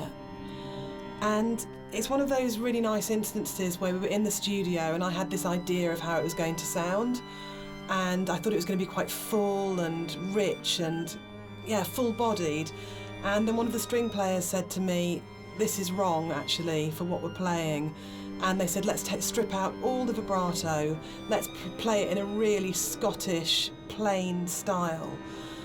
And it absolutely transformed that piece, and it's one of the really special things about being a composer, is that you get to collaborate with people who come fresh to it. So you have this preconceived idea of how it should be, and then they say, no, why don't we turn it around and think about it like this? And it absolutely fits and works for that scene, because what we're getting at this point is a sense of fragility, of an ending, and it's almost reminiscent of a funeral procession. It's slow and it's dirge-like. But yeah, it was just a lovely moment where they gave something of themselves, and that's what's amazing about working with live instrumentalists. You're never going to get that from a sample.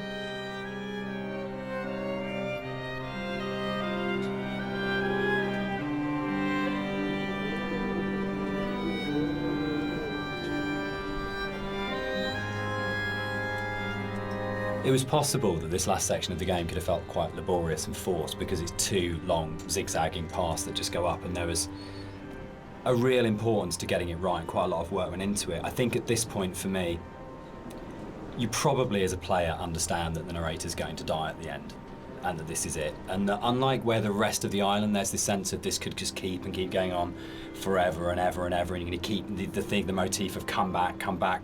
But I think when you set on this path, we really wanted to have that sense of this is it. This is the last time you're going to walk these paths. This will end now. And that sort of idea of going, you're kind of climbing towards your death, but you're also moving towards a point where that glimpse in the caves where you see the motorway and you go, I understand what this is about. For me, the whole path up the side of the mountain is about saying, it's okay. It's that kind of starting to kind of release it and go, it's kind of okay that Esther died. It's kind of okay that the accident happened. I know that I'm going to die. I know that this is going to end. And I know that there's nowhere for me to go apart from follow this path, but that's all right. And it was very sort of hard to kind of try and find that subtle mix between the dread of it and the acceptance. It's where the positive and the negative and the kind of the loss and the redemption really start colliding for me. At least certainly that was what we were trying to achieve with it.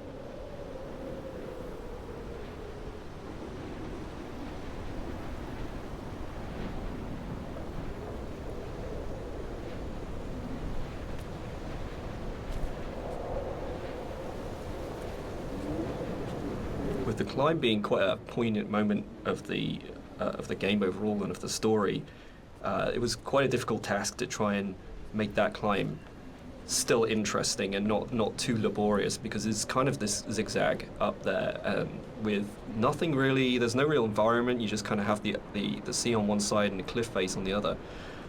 So there was quite a lot of work that went into kind of building up this feeling of tension as you're rising and kind of making this moment as poignant as possible while still making it interesting.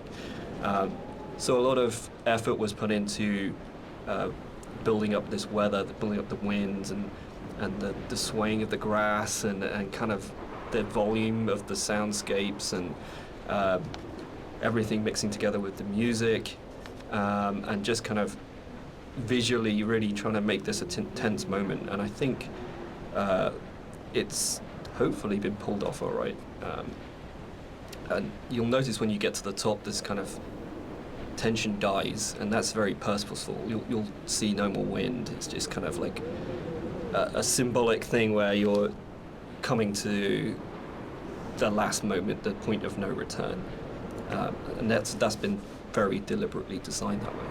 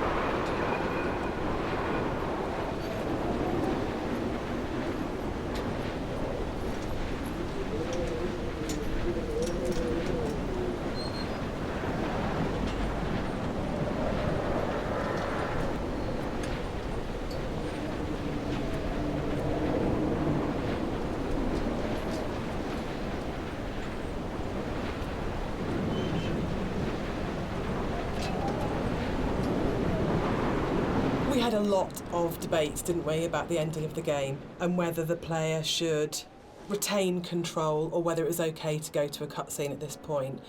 I personally don't mind it. I actually actively like it because I think it works really well as a metaphor for loss of control at that point. Dan, I know you're not as keen. Yeah, I'm not. I would have loved the player not to have had control taken away from them, but to me it was a balance between two evils. The evil of having a cutscene and the evil of the player accidentally falling off the ladder halfway up and destroying the ending. Yeah, I agree. I think we tried a few different things, and the tech at the time just wasn't, the ladder tech at the time just wasn't there, so and the other thing for me was pacing. It was making sure all the music, the voiceovers, the timings and everything were perfect for that final jump-off point. And just letting the players kind of noodle around going up a ladder for what may have been like 7 minutes, because it's a tall tower, was kind of an impossible task.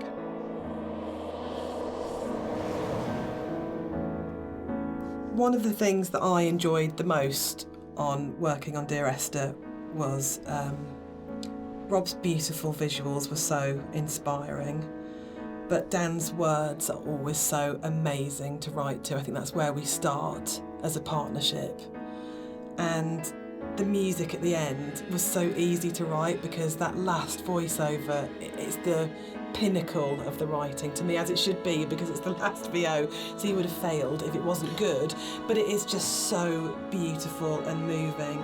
And for me, talking about whether it's a hopeful ending, the music is really hopeful at this point.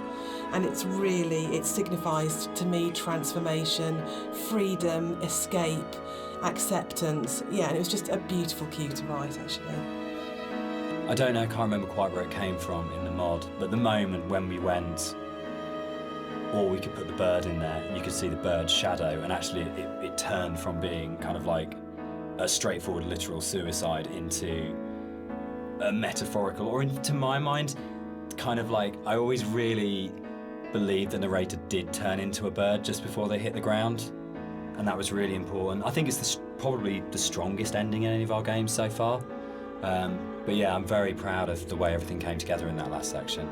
Yeah, I think it's the bird thing is particularly interesting, because I think it was in the original mod, but the timings and everything were just all off, and you never really saw the seagull.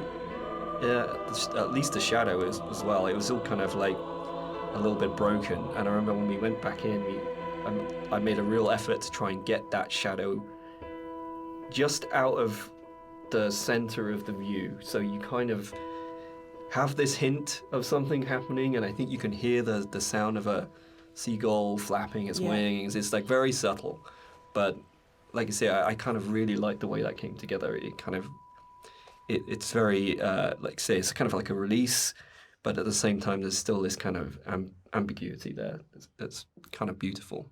And I'm really proud that I got the monitor in at the end for an ending of, it goes into the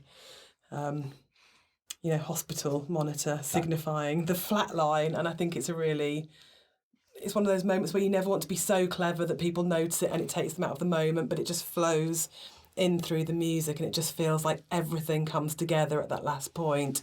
That last VO, Rob's amazing visuals and the music, and it feels like a really, really strong and beautiful ending. And then in the last second, Nigel Carrington's delivery of just those two words have come back, where he just pitch perfect. Yeah.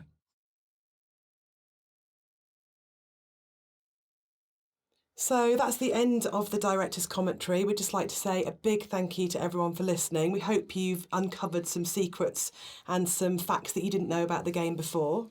We'd also like to say a huge thank you for buying the game, and for all our fans who've been behind us and been behind the game and have kept it alive all these years. It's a real privilege that it's still out there, still such a title that people love so much. Yeah, and we're really looking forward to the future and what we can create coming up next. Thanks for listening. Cheers. Bye. Okay, everyone, so that was the 2 hidden achievements, all of the director's commentary, and the 4 urns that you need to get for all of the achievements.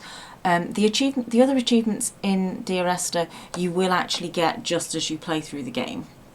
So those are the only ones that are potentially a little bit difficult for people to find. Thank you very much for watching, everybody, and I will see you in the next video or in the next stream.